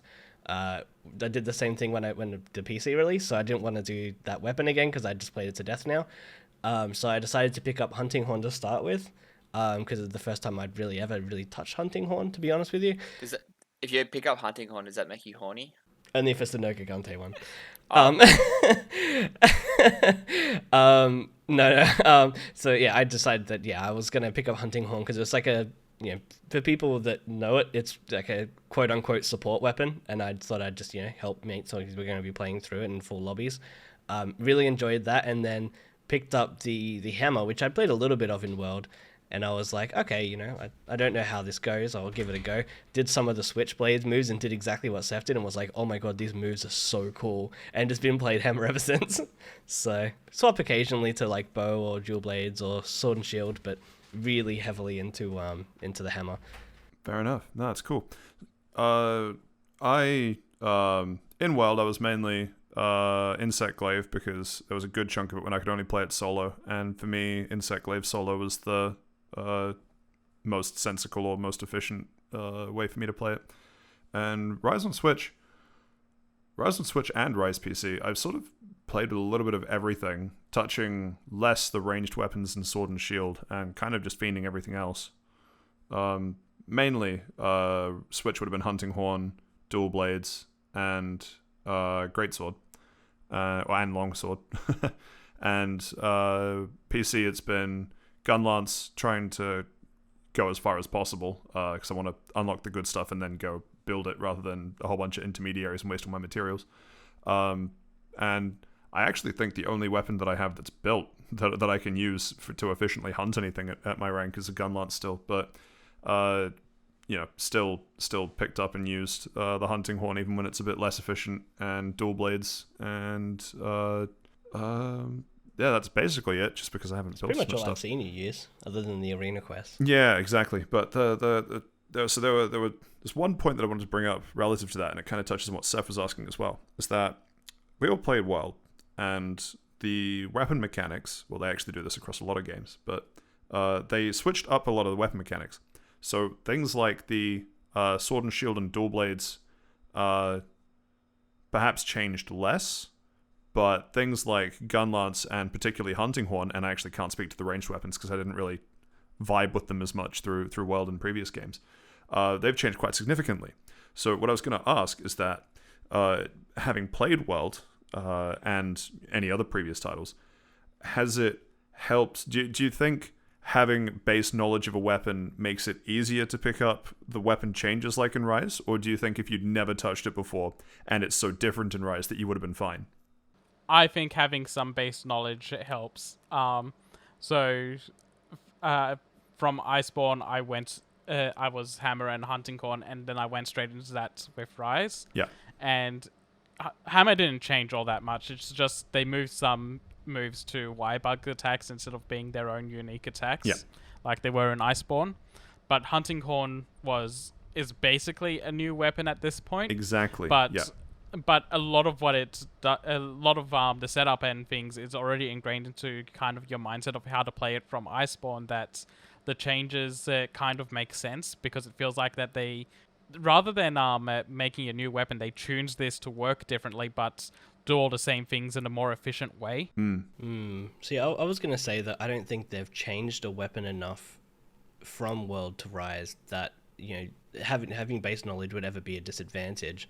Or would never not be an advantage. But in saying that, Hunting Horn I didn't play before now, and it is like remarkably simple compared to what I remember it being in World when I tried to pick it up the first time. So yeah, I guess maybe that is the exception there. In saying that, the switch skills have been like it dramatically changes the way that you use a weapon, in my opinion. Like just having the extra maneuverability most times makes it just so much more viable for Rise, and especially for that open world sort of flat landscape that you were talking about. Yeah, so what I was going to say to that was that let's just take the hunting horn, right? Because that's the example that we're all kind of thinking. So in previous games, it used to be that you would press some combination of the attacks. All I can think of is the PlayStation controller, but like triangle, circle, and then triangle and circle together. Those are your 3 notes, and then you press the right button, like right trigger or bumper or whichever it is, because all I can think of is the PSP, to actually play the sound. I'm pretty sure it'd be R2 on World. It's been a while to actually play the sound. And so it meant that what a lot of people did was they were like, okay, cool, hunting horn's just a support weapon. I'll just go sit in the corner and play tunes. And it sucked because it meant that, hunts just took ages because the buffs that they gave you weren't enough to replace someone just dealing damage. And so to fix that, I think it was in World or one previous, I don't remember, but they started making it so that if you hit a monster, it counts as 2 notes rather than 1, or like a double note rather than a single note. And that if you did double note chaining, you would get more buffs. So that was to encourage people actually offensively using hunting horn. But that still wasn't enough. People would still, because there was a way of using a skill to, I might be thinking of generations now that I think about it, because there was a generation skill that meant that every note that you played counted as 2. And so you could still sit in a corner and just play the double notes. And so you'd still be missing the offensive pressure. And so they finally decided that in Rise, they would get rid of the having to actually play the melody. And they made it so that instead of having to press R2 when you have a song ready to go, it will just play. And so that's why you can now actually get lobbies of hunting horn people, because songs are playing all the time that you actually don't run into the issues of not being able to get melodies off or not having consistent damage output because you're playing and then, you have to play a melody that lasts for a couple of seconds and you might have missed, and then that's just you out of the fight for a couple seconds. Because it's just constant, like not only in the sound of hunting horn playing, but just the number of buffs of people going, thanks for the support, just in a 4-player lobby when everyone's using hunting horn is disgusting. It's pretty hilarious. It is. And definitely worth checking out. I realize we've been talking about Monster Hunter for quite a bit, so we should wrap things up unless anyone has any final points they want to touch. When's it coming to Xbox? That's my only contribution. Monster Hunter World 2. So they've got some sort of DLC coming for this, don't they? Like the Iceborne equivalent. Sunbreak. Oh, that's what it's Sunbreak, called. yeah. Are you guys Yes. looking forward to that? Yep. Does that look good? Oh god, yeah. It's just effectively Iceborne. We don't know anything about it just yet, besides it's going to be a big expansion like Iceborne was, Yep. and that's enough to get me interested. No, they said that it introduces Master Rank, which is enough to make me go, oh cool, another 300 hours I can dump into this game. I'm so keen. I mean, another DLC obviously means that they're going to do another rank. It's not just going to stick at HR. Yeah. Yeah, but Master Rank, baby. That's nothing new to me. So it's like the Ultimate games had G rank in them, and so when regular Monster Hunter World came out, everyone went, "Oh, high rank. That's kind of a weird limit. Why don't we have G rank or Master rank?" And so the game was so popular that they said, "Okay, so we have oh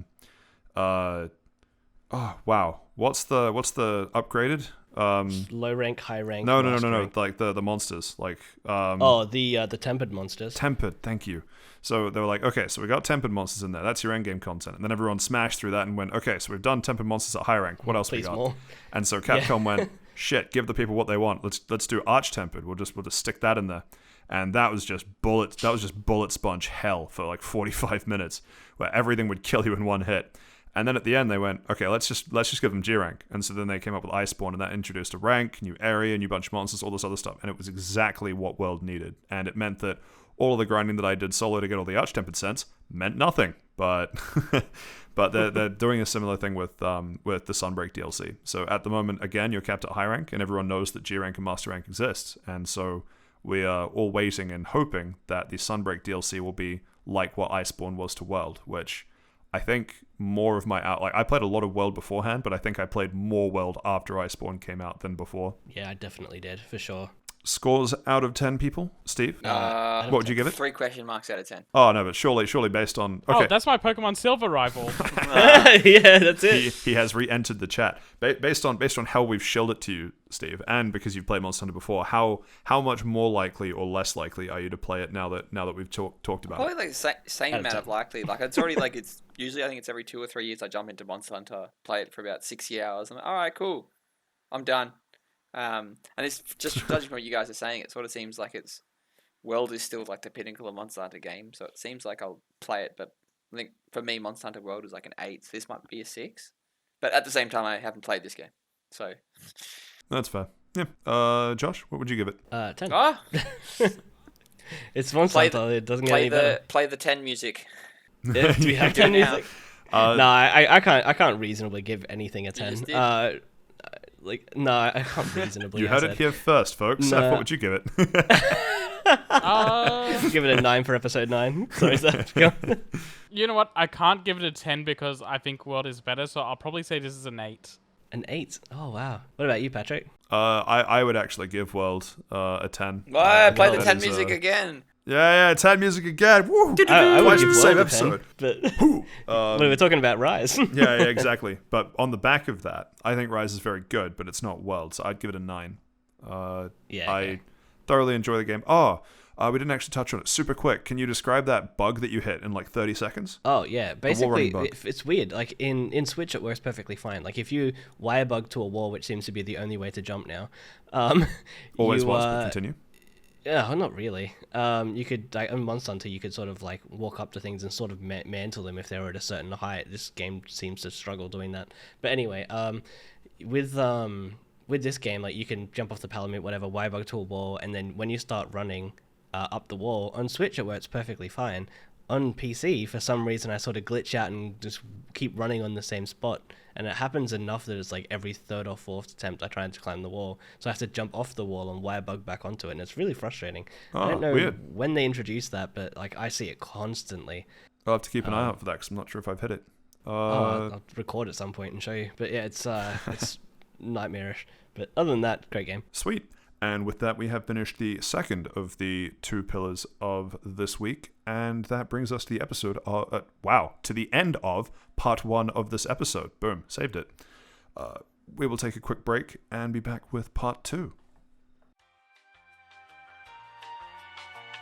You're a fuckwit, Josh. Play Arceus. You're gonna love it. I know you'll love it. No, Fucking I don't God. think I will. You're lucky we're not recording right now. I'm strangling you. We are recording.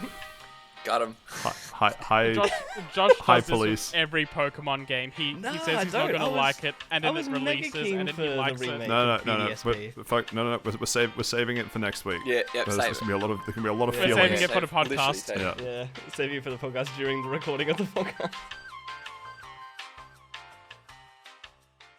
And with the games section / week section out of the way, we get to move on to part 2, which is the news. News docket looking a little bit thinner this week, which isn't necessarily a bad thing. And the first thing up on that list, we have the PlayStation Plus games announced for February. Yeah, so it's actually not that great of a month this week. This month, I mean. We're getting UFC 4 on PlayStation 5.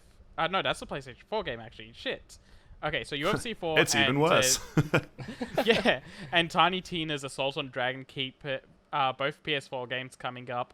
And the PS5 game for the month is Planet Coaster, which Steve talked about last month. To be fair, probably the best one out of those. That's actually the Tiny Tina one. I like. That's essentially it's on release. Essentially, it's being given away for free. So that's really good for PlayStation owners. For us with They've got to have something if they don't. yeah, have exactly. Game Pass. What games do you have? Isn't this the old standalone DLC from Borderlands 2? Well, it was never standard. So everyone's kind of partially right. So Tiny Tina's Assault on Dragon's Keep was the last DLC for Borderlands 2, which came out in 13-ish, 2012, 2013. Yeah. And so recently they announced that you could do it as a standalone DLC, so you no longer need Borderlands 2 to play it. And so that's what is being offered on PlayStation Plus And now next Yes, month. so it's a 2013 game. Yes, but it's for free Sorry, now. so it's not that. Isn't there like a? It's not the new it's not one. a new No. one. You're thinking of Tiny Tina's Wonderlands. It's got a really. Yeah, it's got a really similar name and probably a really similar mechanic, and I'm actually looking forward to that. But no, this is not that game. That game doesn't come out until March or April, I think. Yeah, because I remember playing Tiny Tina's Assault on Dragon Keep a couple of years back when I was doing my Borderlands 2 playthrough, and it was like very fantastic. Like it combines. It is an excellent DLC. Combines the weirdness of Borderlands with like the mechanics of mechanics with air quotes of Dungeons and Dragons. It's really good. You also could have said the weirdness of Dungeons and Dragons with the mechanics of Borderlands 2, and the sentence would have been the same. But yeah, so people that are interested in those have those to look forward to. Next thing up on the list, we have Cow the Kangaroo coming to all consoles. What the hell is this? I've never even heard of Cow the Kangaroo. Someone help me out. I think it's supposed to be pronounced KO because he's got punching gloves on. Oh, that is the worst. So good. I don't like that. Why? No. Why is there an A? KO's it's like K. like knockout. What is the A gonna stand for? It's like KO. Code. Like it's just one quick way of saying The it. KA is the start of kangaroo. Oh, That too. Wow, man, the amount of layers in this, it's at least a four layer dip. To any kangaroos listening, I'm really sorry for mispronouncing your mascot. But yeah, KO the joke about Kangaroo Australians, is Patrick. apparently We'll fly over a there. Dreamcast game that came out ages ago and also had a Game Boy Isn't Advance this- game. I promise I'll try not to hit one of you in the car. Isn't this like TY the Tasmanian Tiger? Yeah, that's what I'm Tasmanian thinking of. Tiger. What a Yeah, good game. Tasmanian Tiger might also be in like the same level of this. I think this might be even lower than Tasmanian Tiger because anyone's heard of that. First of all, Tyler Tasmanian Tiger isn't low. No, Tasmanian Tiger is like on the same level as a croc. So it's not yeah, up there with Crash and also a better Spyro, but game it's than like Crash. the level below that, if you get what I mean. So it's a Scrimblow. What the Yeah, fuck it's is a this? Scribbler no, yeah. KO is a Scrimblow here. I love that there's about 5 people that is going to understand that reference that like total like in the world, and there's like 3 And one of them here. was me. Yeah. 3 of them are in Yeah. this chat. You're lost. Don't feel ashamed at home if you're listening. You're lost because we're all lost. Scrimblow Bingo is the latest character to be added to the beloved Smash Brothers roster. No. It was- Scrimblow Blimblow, the lovable Scrunko. Yeah. No. It was the fact that the Scrimbly Bengus community was absolutely like pissed off, and rightfully so, that Scrimbly Bengus wasn't the last character added to Smash Ultimate. But we got a combination of Scrimblow Blimblow and a Sword McJRPG guy. But we're missing Scrimbly Bengus. he was the main guy from the Fuck Station 4. Anyway, about this KO the I Kangaroo get it. game, it's So many apparently layers, an no one old gets it. revival from a Dreamcast and Game Boy Advance mascot platformer, and honestly, the trailer makes it look pretty okay, but everything about it just screams it's a Crash Bandicoot ripoff. Do you know what else looks okay? The art style is very Crash for the colors, like the coloring of KO itself. He's an orange character with blue shorts, which is very Crash Bandicoot. And they're both Australian. Yeah, they're both Australian. The breakable objects through the levels are just boxes with question marks on them. It's very much trying Whoa. to Boxes rip off boxes Crash with Bandicoot. question marks. This goes all the way back to Mario. This goes all the way to the top. I'm gonna. You know who I'm Wooden gonna tell about crates, this? I'm gonna tell Chris not Pratt about boxes. this. Chris Pratt can't But he's do the voice shit. of Mario now. He's probably got a lot of question mark boxes he's got to hit. But yeah, How? the game actually looks the gameplay itself looks fine. The script he got was just question mark boxes on a page. He has to He has fucking to tap hit them. It's like an iPad. He taps them to unlock the word. It's Wordle. He's getting paid to say wahoo and yippee every 5 minutes. Yeah. Oh, actually, when do we bring up Wordle on the list? That's what I'm playing every day, mate. Doesn't matter. Shit. Well, no one included Yeah, I it in was the round going to, lounge. but, yeah. Okay. We should. Oh, we should. 100% I completely should. forgot to. This is the second week in a row we forgot to talk about. Okay, Wordle. you know what? No. We need to get through it. We need to get through KO the Kangaroo, and then we can tangent again, all right? We've been doing part 2 for nearly 6 minutes. We got through one story, and then this has just been a train wreck. I mean, we don't really need to talk about Wordle. What's there to talk about, really? No, we don't need to talk about... Okay, is KO the Kangaroo done? Are we done with KO the Kangaroo? I was done with Just them at the trailer quickly, release. I actually legitimately want to say, like, it looks interesting. Maybe I'll get it at a discount later down the line and talk about it. And talk about how much better Crash 4 is. Continue. Yeah, and talk about how much better Crash 4 is, because everything this game's doing for marketing looks like Crash 4 ripoff. And for Money number 9. and for looks good those too. playing at home, I can confirm that Kanga is a legitimate word in Wordle. That's Kanga. Kanga. What does it mean, Steve? It's short for kangaroo. Don't know what I expected. Still disappointed. Cool. All right, I know that the next thing on the list is that Crisis 4 has been announced. That's fine. So Wordle. So I think we've all been playing Wordle quite a bit. That's kind of cool. Do you want the definition? Basically of all Kangaroo? Sorry, Josh, what did you say? do you want the definition? It is a Kanga is a large piece of fabric which has been used to wrap around the body. Not quite a Close kangaroo. enough. I don't know what to do with that information. Use it in Wordle.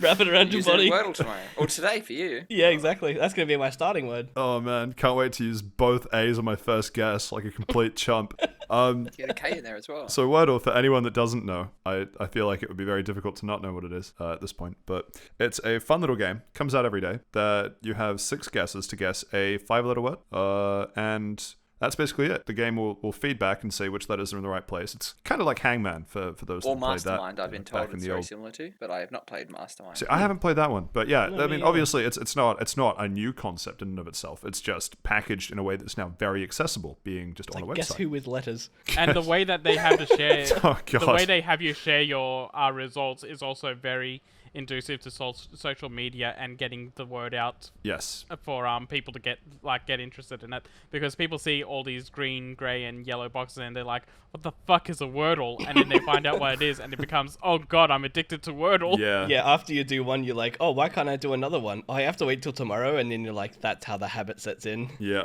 Yeah. It's gone to the point that I do these before work every morning just to wake up. Yeah, basically. yeah.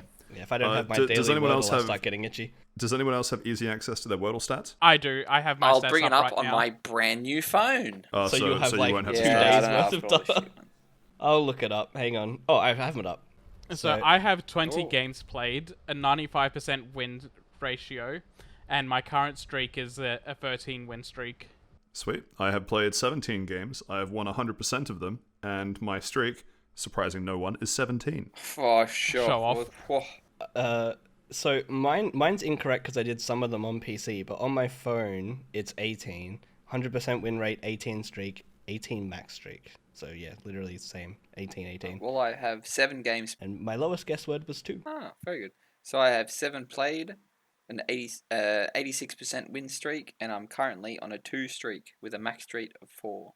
Imagine not being. So yeah, but on, I- on the other part of the stats, how are your guest distributions Shit. going? Oh, I'll open it back up. Hang on. So So for I've those got- following at home, we're just going to do the numbers, and each number that we read out will be 1 guess through to 6 guesses, and if you don't get it within 6 guesses, you lose. So, for example, I will say that 0, 0, 2, 5, 8, 2, which means that I've had 0 and 1 guess, 0 and 2 guesses, 2 and 3, 5 and 4, 8 and 5, and 2 and 6. Does that sound confusing enough? Excellent. Seth, Yeah. what were your numbers? Mine are 0, 0, 7, 5, 4, 3. If you put that into the lotto tomorrow, you might win. And you have to split half of it with God, Seth. your Those guys' are the rules. stats are not actually particularly great. Mine is so like evenly distributed. I'm like 2, 3, 7, 5, 1. Oh, sorry, 0 for number 1. So 0, 2, 3, 7, 5, 1. Yeah, remind us what one of those 2 streaks was. One of those 2 guesses was, Josh. Oh, that was amazing. I don't remember the first word I put. Do you remember, Seth? Yeah, it It was was, penis. Oh, sorry, not the first word. The second word. I don't remember what the word was. But yeah, I Solar. literally was just Solar. memeing. That's why I was solar.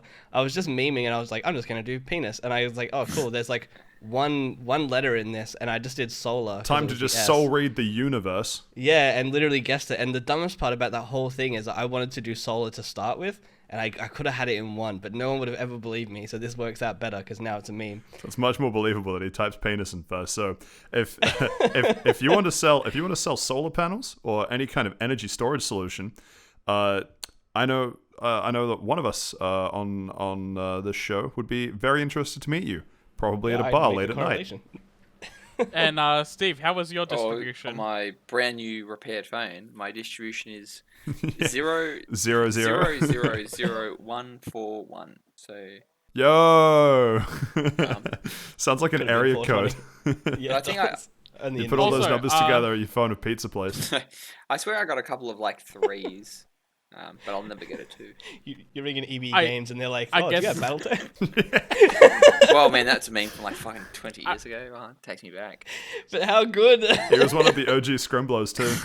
He was. Fuck, this is- So I guess there's one more topic we can talk about with it, and is, does anyone have like a tradition they do with this game? Like, for a while I was always starting with the word "isle" because I would hit A, I, and E, and S and L are also kind of common letters. So I'd hit 3 vowels and 2 kind of common consonants and just go based on that. But recently I changed it up to radio. It's still the same thing where it's 3 vowels, but R and D it's a are good a one. little less common than they are. Radio's not Yeah. bad. Yeah. I go out of my way to deliberately choose a new word each day, so it's a bit more challenging. I haven't failed one yet, so I want to. I want to struggle. Although some of the words have been rough. Oh, I ended up pumping one of them into the group chat where it was like I didn't have a single like feedback of a letter in an incorrect spot until the 3rd guess, and then that was nothing in same the as me correct today. spot until I think maybe 1 on the 5th guess, and then I just soul read the word on the 6th guess. Was that when it was Abby? Nah, it wasn't Abby. Abby I got earlier. I Abby don't was remember one what of that my one 5 what that one was. That Abby was really rough on me because I had never seen that word before. Yeah. I only knew what it was because of WoW. But yeah, it's an interesting word. Pretty sure I I remember only knew what it you was sent a 'cause of message Red about Wall. stuff like, hey, this is a name. Yeah. And I was like, nope. So another like final point, and then we can get back to other news, other less important news. Have you guys ever like let's say right you've done your first couple of guesses in Wordle. You're like, okay, so I know where like let's say 2 or 3 of the letters are in the right spot, and so you have 2 choices here. Either on the next guess you put the 3 letters that you know are in the right spot in the right spots, and you just try and like soul read the last 2, or do you go, okay, I already know where 3 of these are in the right spot. I'm gonna write off this 4th guess and just see what letters come back, and then I have a higher shot of getting it the one after. So It depends how I'm feeling on that word, because sometimes I'll be like, there's enough here for me to work with. I'll go with trying to guess it on what's available to me. Or sometimes it's like, I have no idea what this word is. I'm going to put something in I know is wrong just to eliminate letters and hope I can soul read it the next guess. Yeah. Fair enough. So You too? I also have done that, like where I'm like, okay, cool. I just need to throw something in, right, just to see what I can get letters out of the way, so maybe I can form something. But there is a hard mode that you can turn on where you have to use the information that you get. So if you get a yellow, so you know it's in the word, you have to use that. And if you use a green, then you have to use that in that spot too. Oh, So, you fun can't fact. burn out the because that's I'm No, you just yeah I'm can't very burn much it in the out. second camp. I'll get to Yeah. like guesses 3 or 4 and I'll be like, I'm just trying to burn through letters now. With Yeah, the word over on sugar the my other day, I was girlfriend's just pressing things. Discord server, we've been sharing all our Wordle guesses and everything. So I've got access to what word actually defeated me, and it was the word tangy. Oh yeah, that's a I shit went one. aisle, board. tangy. Yeah, that was very hard on me because the day before we got hit by Abby, which put me in the mindset of it's got to be a double letter word. So I went aisle, board, happy, Tammy, tacky, and taffy, and rip. that's what ended up doing me in. But yeah, because a lot of people on the server are going through it at the moment. We've put up the decision that at the end of this month we're going to turn on hard mode and do that for a month, Ooh, just nice. to change up our stats a little bit and see I'll how turn we on go. the same day. I'm not even sure where. There's a cog at the top right of the thing, I believe. I'll have to go check it out. Yeah, it's in Yeah, the it is. settings. Oh, At I the top see right. it. Yeah, in the settings. There's also like a graph thing. Oh, that just shows your stats. Okay. Yeah. That one's the share button. I'm familiar with that one. There is a colorblind mode as well, which makes things orange for people that have issues seeing the colors. So if you're colorblind, like some of my friends are, That's you can neat. turn That- that on. See, I'm not colorblind, but the keyboard that my phone, because I play it on my phone, the keyboard that my phone gives me for that app, the gray and the gray, it's not the letter, and the black, you haven't tried this letter yet, are so close. When there's any kind of light on the phone, it's a pain in the ass. Mine's pretty similar, but I installed a black keyboard, which might be why. The one that I had to soul read the final guess of was null, by the way. Oh yeah, that was hard. That was a hard word. Again, So I I only didn't knew what that was get because of anything WoW. until 2 letters in incorrect spots on guess 3, and then 3 letters in incorrect spots on guess 5, and then I just soul read the word on guess 6. Yeah, that was the one I guessed on guess 6 as well. The only one I've gotten to 6 with, and that was hard. I ended up literally googling grassy knolls if you remember how it was spelt, because I was convinced it was the word, and I was convinced it was the word from like guess 3, but I'm like, oh, it doesn't fit. It doesn't have like a G because I thought it was like the mythical null, and I was like, oh, it doesn't work. Like it's not it. But then Googled it. Popped up with JFK question. stuff. Then put it in. Now you're on the list. Congratulations. Yeah. The final word. Final word on Wordle. What is the one word that you continually type and you wish was a word but is in fact not one? I'll go first. Mine is tendy. The number of times I wanted to type the word tendy in and it being not be accepted is annoying. It only fits as a 6-letter with an IE. I don't think I've run into that problem. I'll throw in some like just. The only I'll ones I just- think of as I'll short. I'll throw some things in just to be like, oh, I'm not sure if this will be accepted. Like, okay, what I used to do in Words with Friends. 9 times out of 10 they don't get in. But yeah, I don't think so. Kanga's actually a word. If you guys. Yeah, I was very surprised that prick was a word, but then Yeah, I me realized, too. oh, you can prick your finger, and Yeah. that's probably what it's going with. There was something that when favor was a word, that not having a U surprised me. And I think Yeah, my house it as goes well, with 'cause- it goes with American English, not British English But like the we do. website's in the UK. I know, that's what makes it so much weirder. That's why I was like, I don't think this is the word, and it was, and I was like, okay, sure. Okay. I know there's flavor difference. I didn't realize favor was also a difference. I've only ever spelt it OR. Oops. There's also color. Yeah, color color I know What as about well. these nuts? There's 8 letters. Oh, what about what about? There's one more thing I Ligma. want. Like, I'm Steve gonna try Jobs. that word. God. Seth, yes. There's one more fun fact I wanted to get in there, and that's the creator of the game his name is Josh Wardle, as in Wardle. He just changed out one letter for his name, and So that was it. his website has a typo in it. Could you use No. his word in Wordle? No, Bad his, dev. As a QA, can you fix that for him, Patrick? What do you mean? All I do is just tell him what the bug is. is. 6 letters.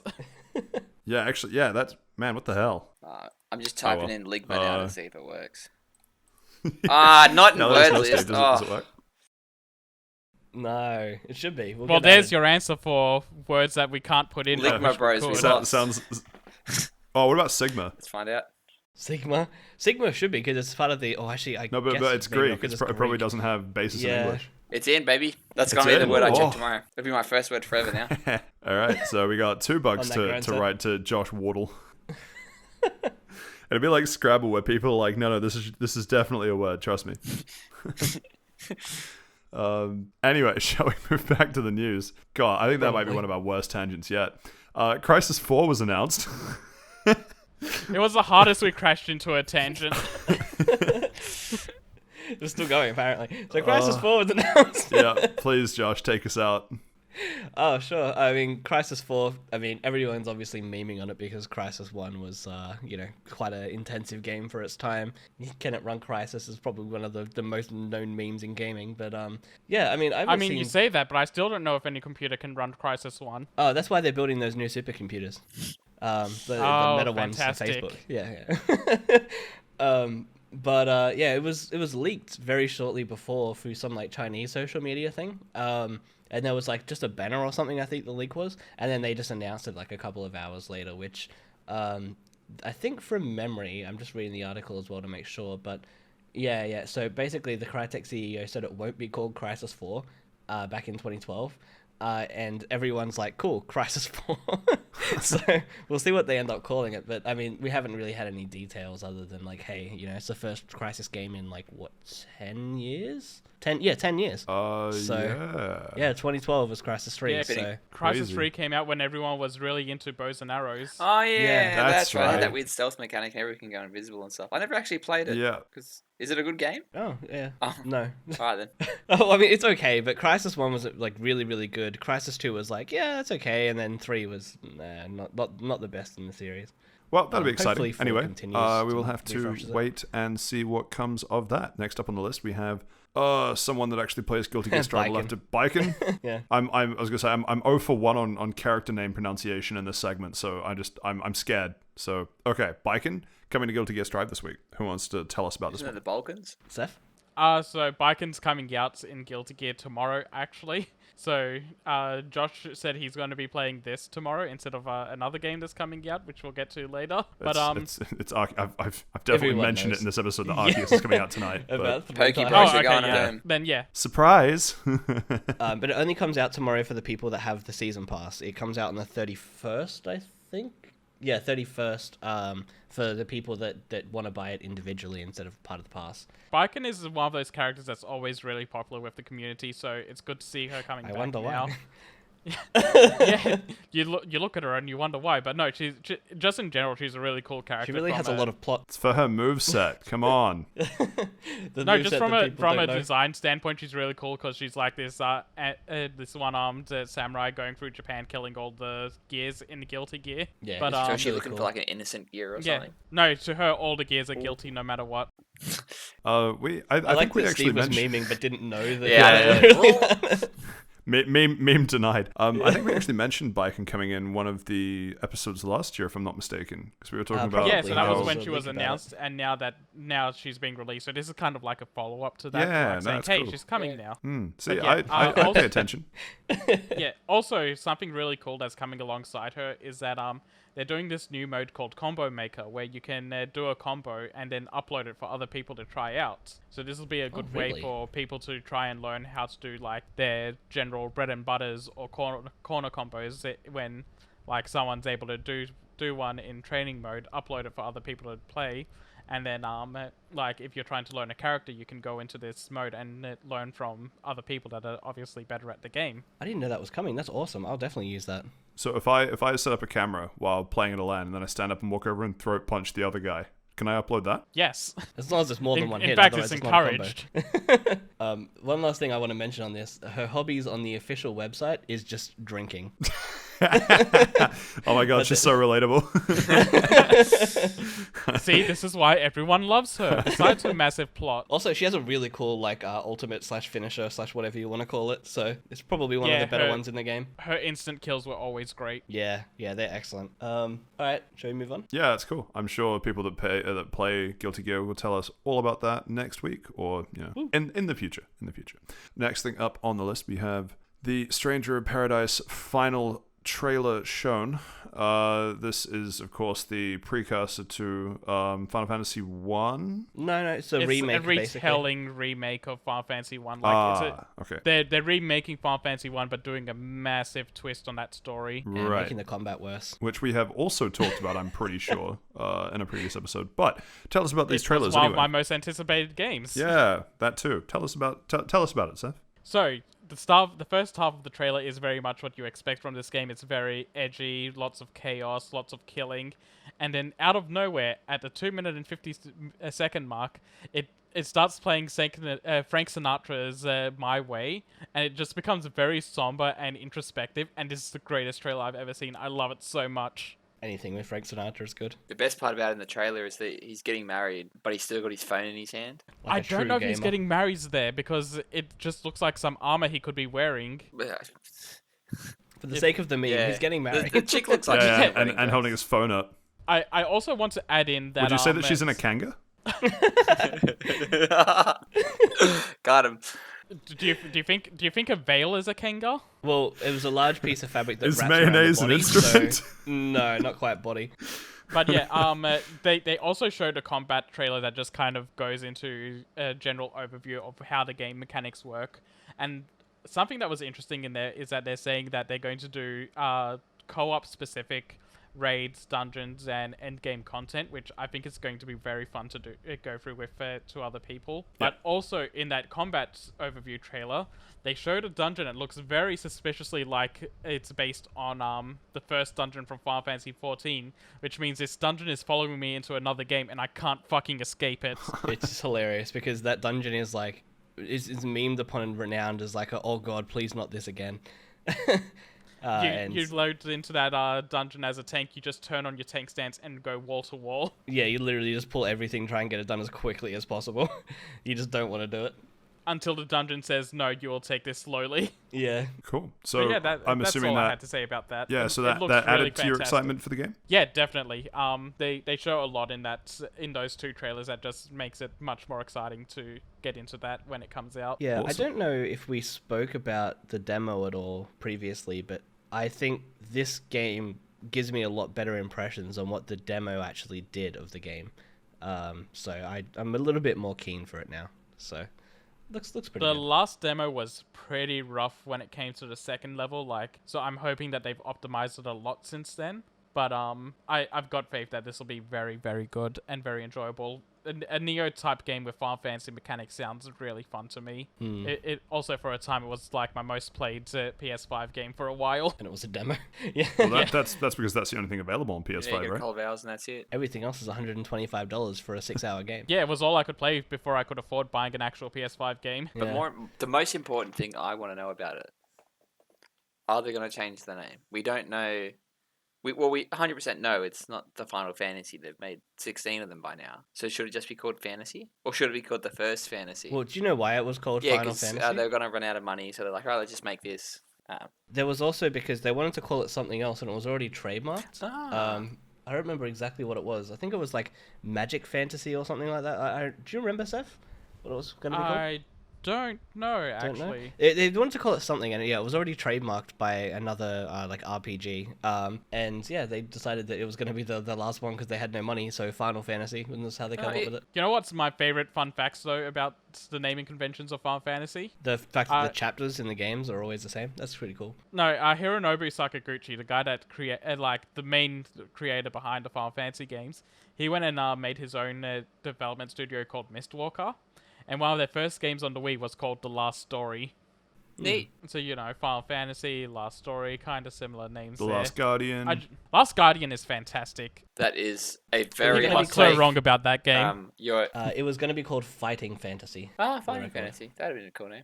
Yeah. So either way, they were so what you're saying is that they were set on FF as the FF1 Well, was always what it was going to be known as. It might not be FF in Japanese. I don't know the word for final or fantasy in Japanese, but they might not be the same. Maybe. I can't wait. It's a And- timed release for the PS5, isn't it? So us X. What, Stranger of Is Paradise? it, or am I thinking of 16? No, Okay. 16 Good you're point. thinking of. Stranger of Paradise had PS5 exclusive for the demos, but it's coming to everything straight away. Well, Microsoft will buy Square Enix next. Don't worry. well, we've gotten every other thing God, on Game Pass. imagine. Oh man, That'd be huge. Sony bros, you lost. That's what happened. Anyway, switching gears to Star Wars now. We have confirmation that Respawn is making 3 new Star Wars games.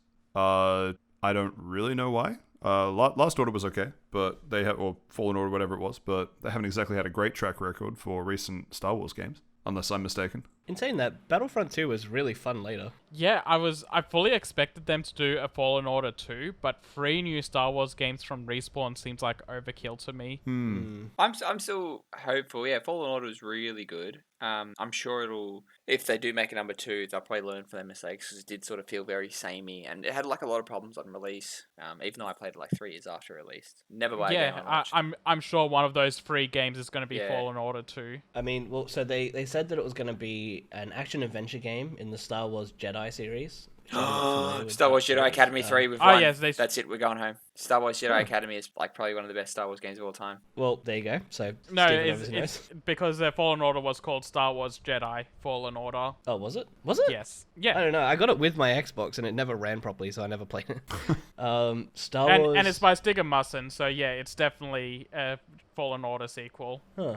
I mean, it might not be, but yeah, it probably is. So yeah, there's that action-adventure game, a shooter game, and a strategy game. So the strategy game is the one I'm the most interested in. Dawn of War Star Wars, let's go. Oh, how good would Total War Star Wars that'd be? be Oh my really good, god, actually. that'd be so good. Oh, I'd be so keen for that. Although, yeah, it'd have to be done really well. Otherwise, it would really upset me. I'm surprised they're going to be doing the first-person shooter because that's usually the DICE thing to do. Yeah. Respawn did a few. I know games. Respawn does the first-person shooters. did Titanfall. They're in charge of Titanfall. Yeah, and they're also Titanfall in 2 charge is of one of the Apex most underrated Legends. games. Oh my god. True. Join the line, buddy. So many podcasters talk about how that's so underrated. Oh, but it is. I only played it for the first time last year just for some achievements, and I was like, Yeah. "Wow, this is Nah, this it's is amazing. incredible! What a Yeah. campaign!" Like I pre-ordered the first game, and I was like, "This is bad."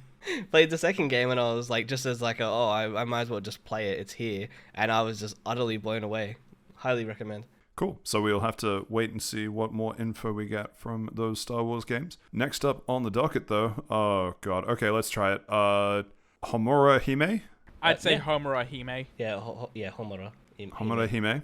I'll give myself half a point for that. Announced for PC, which looks to be something that takes a lot of inspiration from Nier Automata. So this Seth, this sounds like right up your alley. You want to tell us about it? Yeah, so this is this looks like a smaller game that's coming out. Set like I believe it's a Taiwanese indie game that's going to be coming out.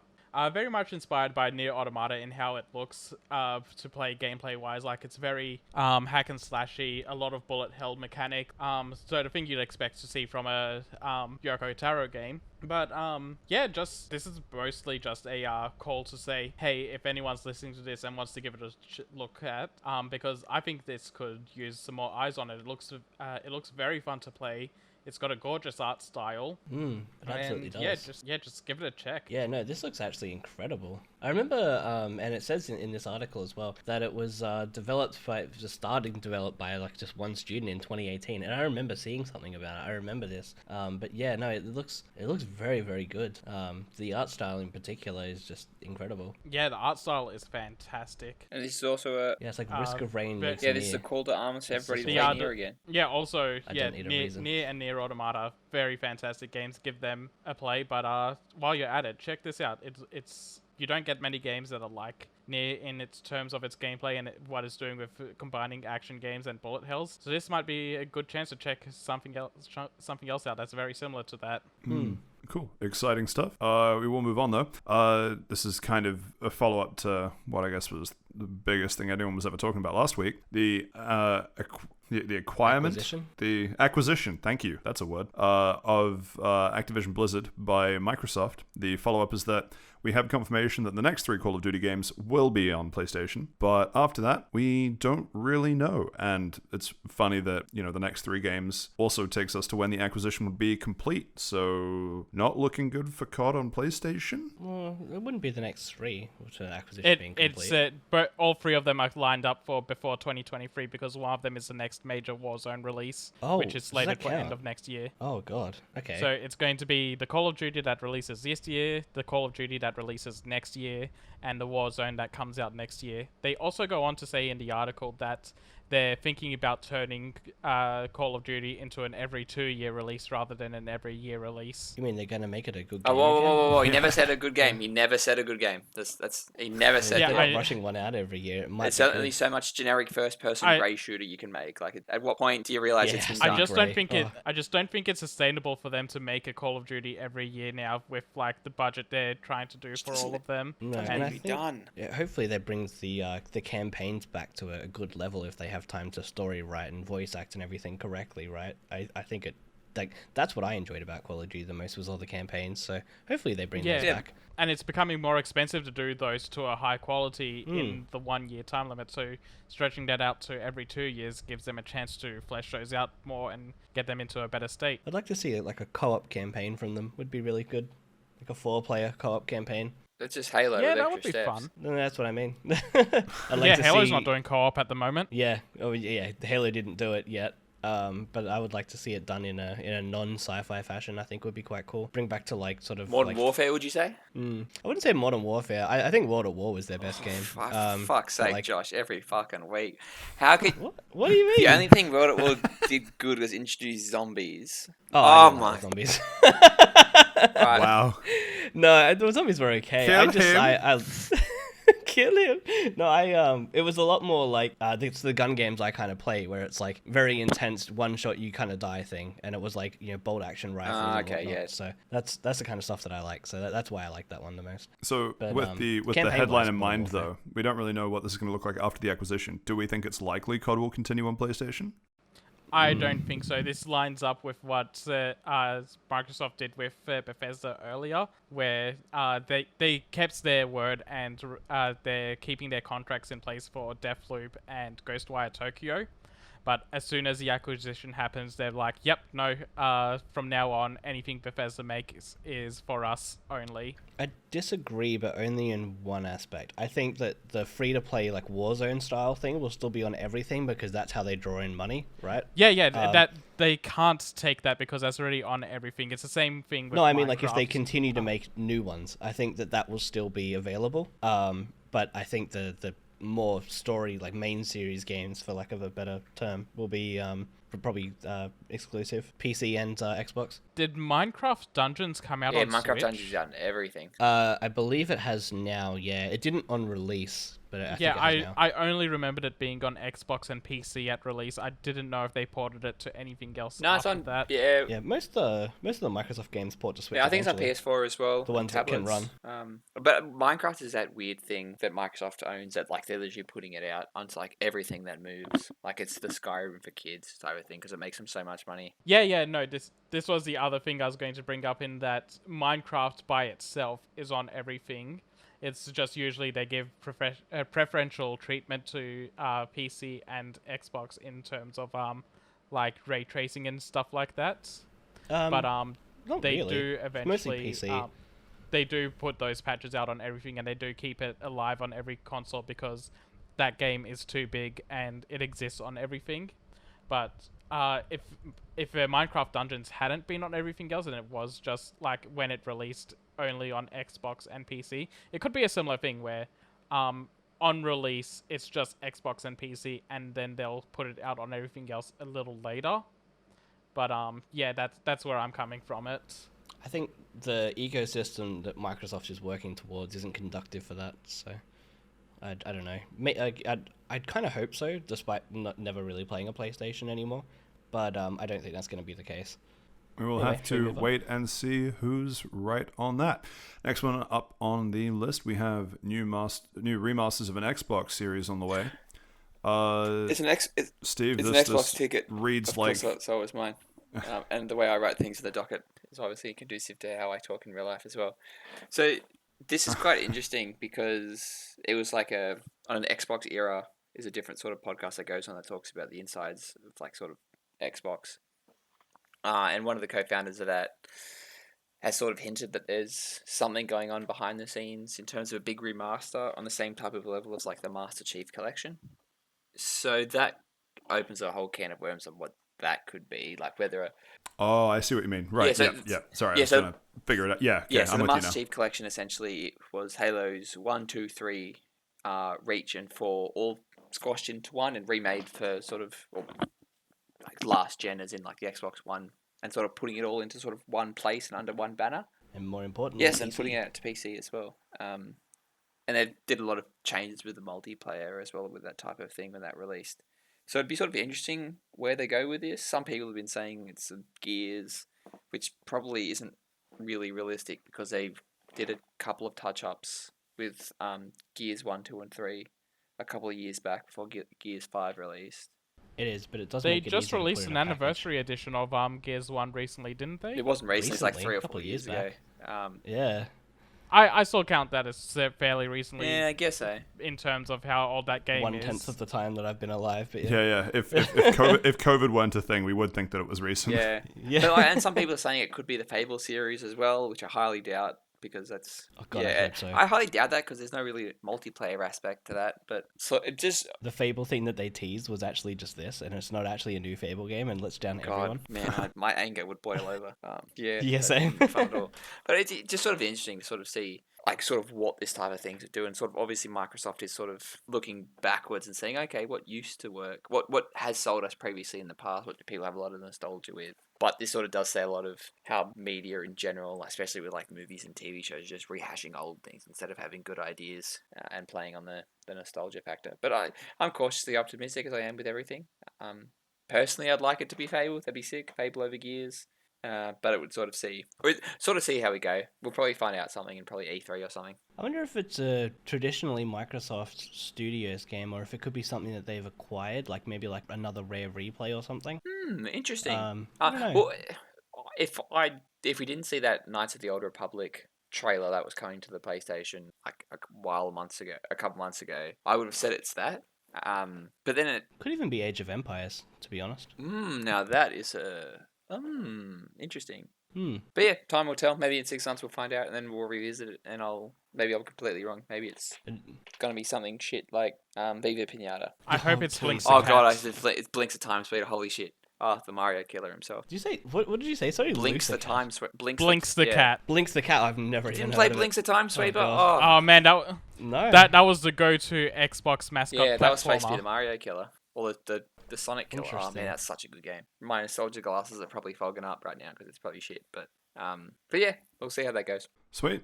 Thank you for that, Steve. Next up on the list, we have a couple of leaks. So I guess hard to verify, but possibly on the horizon. We have some. We have. I guess two. To discuss. First one. Two very quick. I'd like to go through. Yep. Oh, it could be Gex. So NetEase now owns Grasshopper manufacturer, and they had Lollipop Chainsaw and Shadow of the Damned under their belt earlier, and it seems like they're in talks to get those rights back to those developers so that they can do some re-releases or new entries in those series. And Lollipop Chainsaw is a B grade game that I love the shit out of. It's like the best 7 out of 10 game I've ever played, and I've got.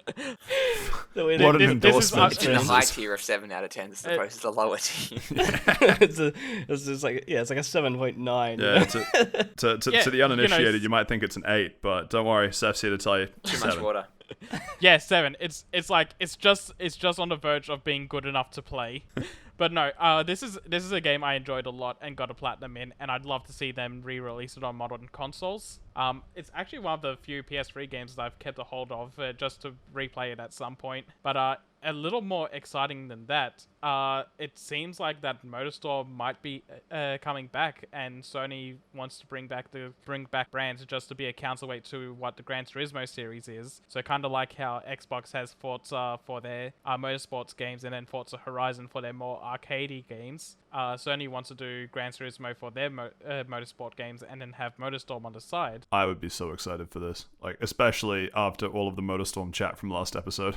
Yeah, no, I would be so down for this. I would love a modern MotorStorm game. I'd even just taking full advantage remaster of the Pacific Rift. PS5. It's fine. I'm not asking for much. Just remaster Pacific Rift. I'd also be fine with that, but a brand new entry that does something new and is built from the ground up. Hell, if they do Pacific Rift, but rebuild it from the ground up like they did Demon Souls. What about another Splashdown game? I don't know what that is. You don't. Oh my god. To be fair, it's probably not the most popular game in the world, but it was like a jet ski arcade racing game.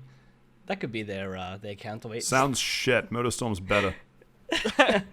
Oh, fair. I haven't played MotorStorm. Listen to last week's episode and you'll hear the love we had for MotorStorm. Oh, really? And the heartbreak. Yeah, even amongst all the clenched teeth I had with Arctic Edge. Yeah, I'm nervous about them creating a new title, because MotorStorm for me was always sort of chaotic off-road, and so chaotic off-road worked really well in Monument Valley, like fantastic, like picturesque MotorStorm, and then they perfected it with Pacific Rift. And I get why they switched it up with Apocalypse, but Apocalypse was just such a letdown compared to the monumental pinnacle that was Pacific Rift, in my opinion. Would you call it the Monsanto world of MotorStorm? Yeah, I would, absolutely. MotorStorm world. And I wouldn't call Arctic Edge the Iceborne of that, because Arctic Edge, I think as a setting was better than Apocalypse, but as a game was much worse. Was Arctic Edge the rise of it? No, Arise is better. Surely, it's the way you're talking about this. Yeah, no, I'm just skeptical, because the last two MotorStorm games we had was the RC game, which. Did anyone ever play that? Did anyone even know that was a game? MotorStorm RC? Top-down racer? Yes, I do remember that. Yeah, exactly. But you don't want to remember that. You want to remember the good old days of MotorStorm, right? Not that weird shit that they dropped a few years ago. And MotorStorm Apocalypse, which, yeah, it's fine. You know, abandoned city, everything's crumbling. It's okay. But it's not the chaotic off-road arcadey racer that I loved from the first two, and then with Arctic Edge as well. It felt like Ridge Racer with buildings mixed in is what Apocalypse felt like to me. Yeah, Apocalypse was like it was at a time where I feel like maybe the developers wanted to try something new, but at the same time they were tracing a trend, because there was a few Apocalypse type races at the time. Yeah. Or there was racing games coming out where it was all about dynamically changing the racetrack as you go, and so that was probably where their head was for that. I don't even remember the names of them now. Like, I remember playing them a lot, but I don't remember the names of them now. What was it? Was it Ridge Racer that had the Ridge Racer was great. It was like a shakedown or something where you could like save up power-ups and then cause either one really big destruction or like a bunch of small destruction. Shoot, I'm gonna need to go look up what that game was. Yeah, I know exactly what you're talking about, but I don't know. Split Second? Yes, it was Split Second. Yeah.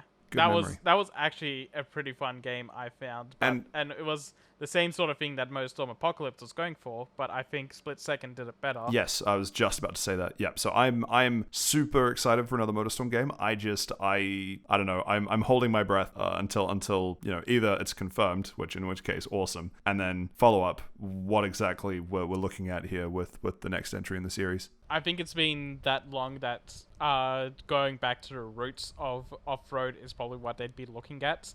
I'm crossing my fingers that is where they go with it. Might I recommend Pacific Rift? And finally, on the news docket this week, we have a Steam Deck article which talks about when we can expect things to be shipped and how it actually coincides with the release date of Elden Ring. Who wants to tell us about this one? I can go ahead with that since I put it on the docket. It's just basically I put it on the docket as it's the same day as Elden Ring because it's dropping the exact same day. Unfortunately, the Steam Deck isn't releasing in Australia. We couldn't even pre-order it, so everyone in the US and wherever this is coming out, Canada, I hope you enjoy I think it. one other country. Not yeah. many. The Steam Deck looks... I don't know if we've talked about the Steam Deck on the podcast before, but it looks really cool. It's basically a Switch for PC players, and you'll have your entire Steam library on it. They're saying that it's more open, so you can end up putting your own stuff onto it later on and just do your own version of Windows on there.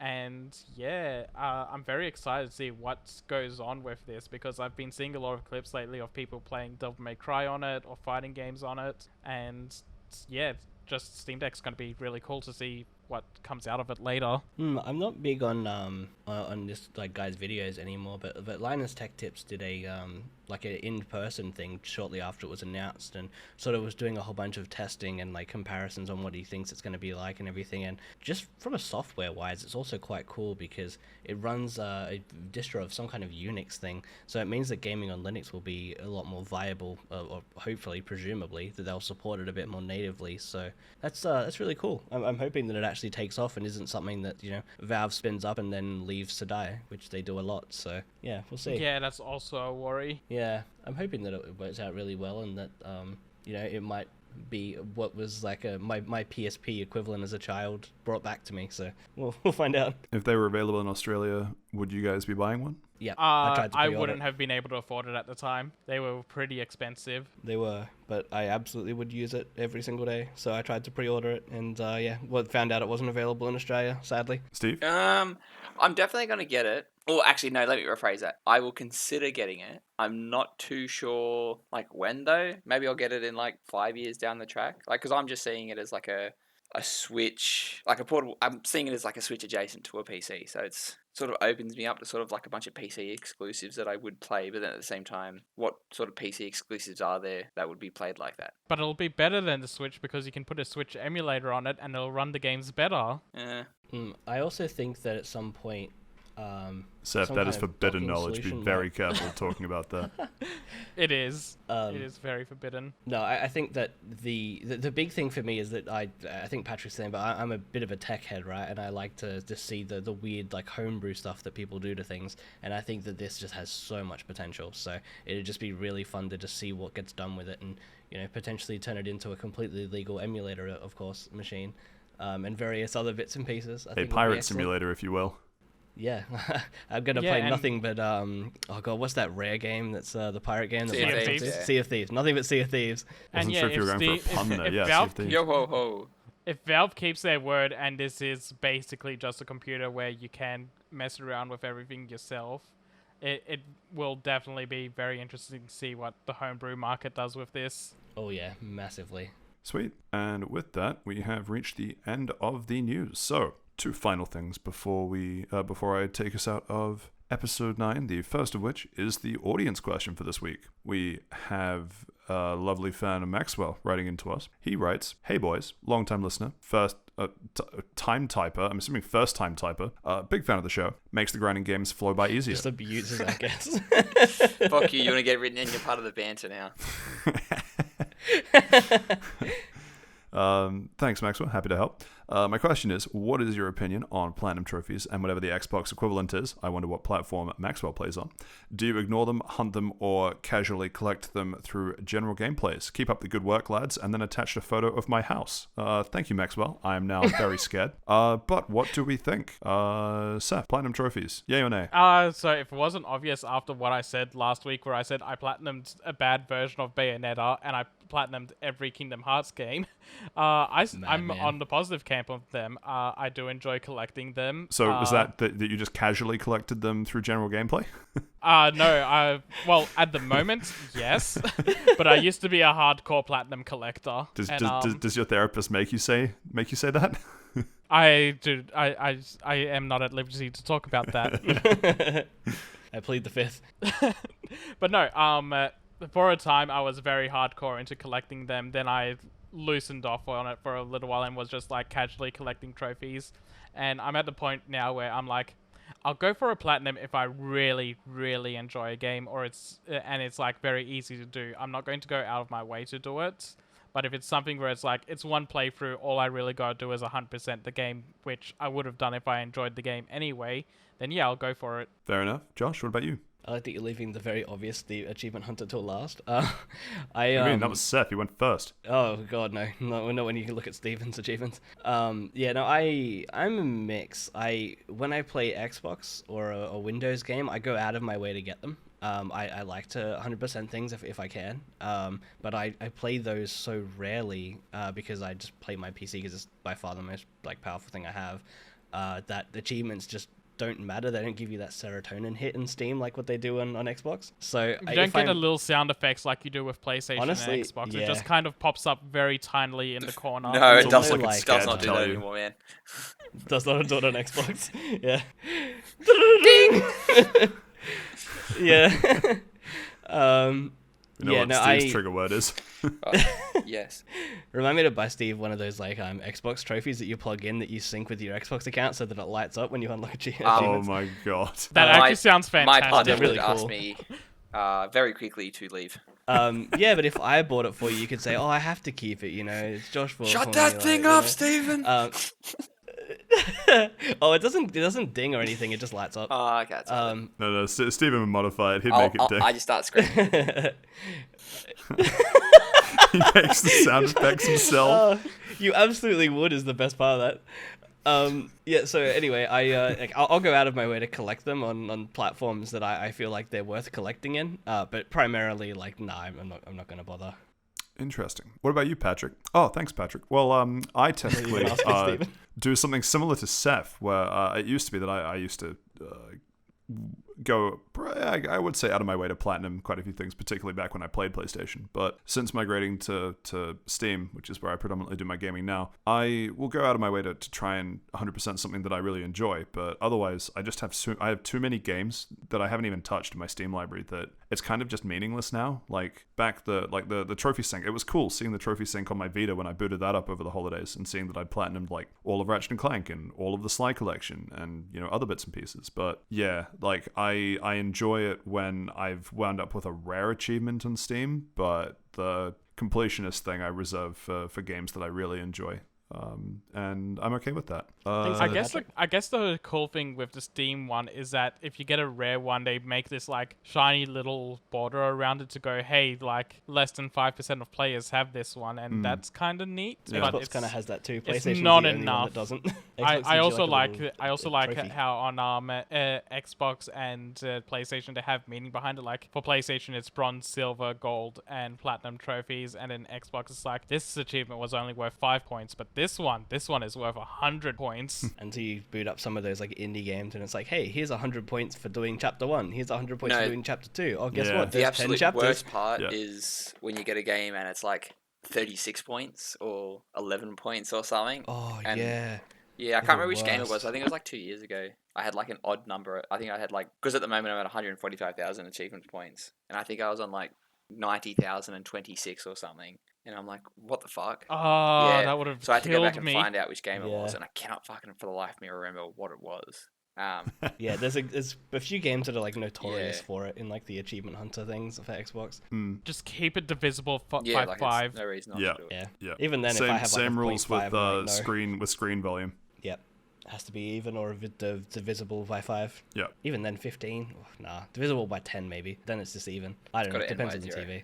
TV. Five's okay. Two and 7 I can tolerate, but anything else, no. 7? Anyway, Nah. ex pro gamer Steve, the man himself. Do you go out of your way, or did you just accidentally walk into like you opened a door one day and it was a closet and then out fell 145,000 achievement points? You looked around, no one came to claim them, and you decided you were gonna adopt them yourself. I'm hardwired now. It's like I'll play a game for a bit, and then like after a couple of days of playing it, I'll just look up achievement guides and be like, "Right, this is how you do this. This is how you do this." And I spoil a lot of story beats that way, and it's really bad. And there are certain games that like I'll play them so much to get the 100% that by the time I get to the end of it, it's like, okay, this is like, I'm burnt out. I'm never playing this game again. So yeah, so I did it with Final Fantasy 13 last year. That's a lot of RNG based towards the end. So I had a spreadsheet up so I could keep track of all the items. Yeah, I remember that. I was like, I just replayed Final Fantasy 13 on the new Xbox. It runs really well. This is awesome. You should play it. And then you're like, oh, cool. Look, here's the spreadsheet I'm using for the achievements. And I was like, oh, that doesn't look like fun. It's not.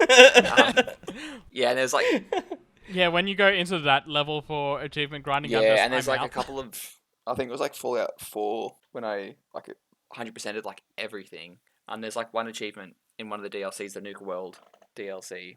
You have to get like 1,000 tickets or something, and the best way to do it is to like hold a ball and like crouch and uncrouch, so like the ball's going in like a hoop, so you get more tickets, but it only gives out like 50 tickets at a time or something. So I had to do it for like fucking ages. And my girlfriend walks in and she's like, "You've been doing that for a while, Steve. Like, is everything all right?" It's like, "That's achievement hunting. You know what it's like." This is the this game, it. honey. And she's like, "That's not fun. Achievements aren't fun, baby. They're achievements." If they weren't fun, they wouldn't be But achievements. Got to put food on the Yeah, table like, somehow. I genuinely enjoy them, and it's Damn, we eating good today. oh man, if they could convert to dollars. Like, it's gotten to the point like someone will gift me a game on Steam, or someone will like loan me something on a PlayStation. I'm like, well, all my stuff's on Xbox. Like, so when I play my Xbox, All my yeah, achievement well, when I points are play there. I consider my Xbox my main console to the point where like I will exclusively not get any multi-plats on any other console. Like, it's just, if it exists on Xbox, I'm gonna play it on Xbox, and that's probably hardwired in because like all the achievements and all the time I put in there. Like, it's yeah. There was a point where I was like that with PlayStation games as well for third-party stuff, and then You're it like, got to "Wow, the I'm point playing alone all the now time." I got an actual decent computer, and it's like, well, it runs better on computer. I'm having a better experience playing it on computer. I'll just get it there, and that's when my obsession with Trophy Star to dwindle Yeah, down. everybody says that sort of doesn't really matter on Steam, because can't you just go into the back end of Steam and all types of games on PC and just sort of like unlock all the achievements anyway? I mean, you could probably just literally write some kind of like script to execute the achievements if you really wanted Yeah, I to. guess But so. But like, what's the point? yeah, what's the point in them? Like, exactly what Patrick said. I'll look at them and go, cool, that's a rare one. Like, only 1% of people have this, or even less or whatever. And I'm like, oh, cool. That makes me feel kind of accomplished, or that I've played way too much of that game, which is. I Usually will the say case. one thing though. What that's Xbox kinda has started to do a couple of years ago, if an achievement has under a 10% unlock rate, it's like a diamond achievement, and it makes like a. It's So so the normal good. sound is just like a ding sound. But this makes the ding with like a, for lack of a better, yeah, like a shiny effect. sparkle sound, with a zoo sound. And Yeah, every time I hear it's it, so like, I good. usually get serotonin from the achievement itself. But when it's that. And now you only get the serotonin No, from it's the just like diamond. a double hit of serotonin. It's like, oh yeah, Yeah. baby, there we go. That's it. That's the stuff. That's what daddy needs. Yeah, I 100% agree, because they started doing that stuff on the PC. Like, if you play a game through the Xbox app on PC, you can unlock achievements usually if it has achievements. So there was multiple games that I was playing where it's like, oh, cool, I could buy it on Steam, or I could play it through the Xbox one, and I can get the achievements. So I'd play it on the Xbox app, so I could get the mwah. achievements, so I could get that Multiple. serotonin hit. So good. Cool. Well, hopefully that answers your question, Maxwell. Also worth saying, if you or someone you know suffers like Steve, there are places you can talk to. There's BetterHelp and other mental health resources available online. It will get better. So you have to go into Xbox find the right True therapist. Achievements, and now it's linked up with your gamer tags itself, so you can actually hide which ones you don't It's still need. bookmarked on my phone. It's so fucking good. Oh. You know, I really like the facts that that when I said I got every platinum trophy for the Kingdom Hearts games, Steve yelled "Get help!" But I stayed very silent when he said he had a spreadsheet for Final Fantasy 13, the worst Final It's Fantasy not the worst game. Final Fantasy. The word. Okay, no, stop. Oh no. You know what? You're right. 15 15 exists. 15 is good. Yes. 15 is good. 15 is good. But let's just. Which You was think I actually have bad which was opinions? actually a game I I played got out of 100% spite. in it as well. Out of spite.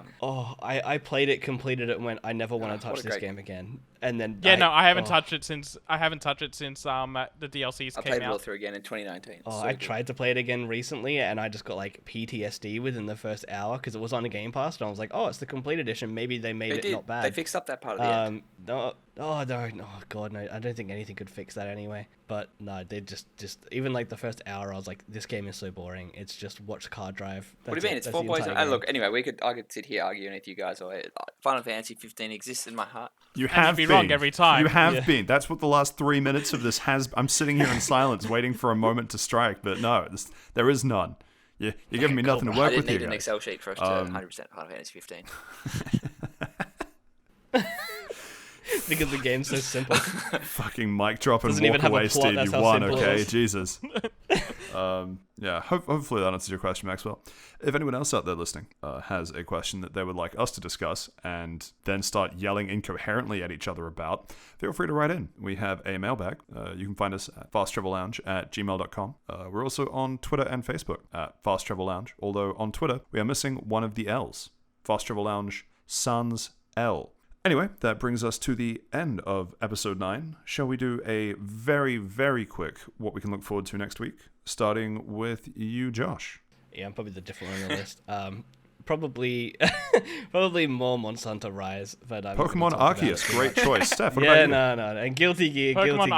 Arceus and Final Fantasy 14. Excellent. Steve? Pokemon Arceus, and hopefully finishing up Persona 4. And I will also be on the Pokemon Arceus train and probably continuing to play Monster Hunter Rise. All right, I'll see you boys on Tarkov. With that, we are at the end of episode 9. Thank you so much for listening, and we'll be back with another episode of Fast Travel Lounge next week. Goodbye.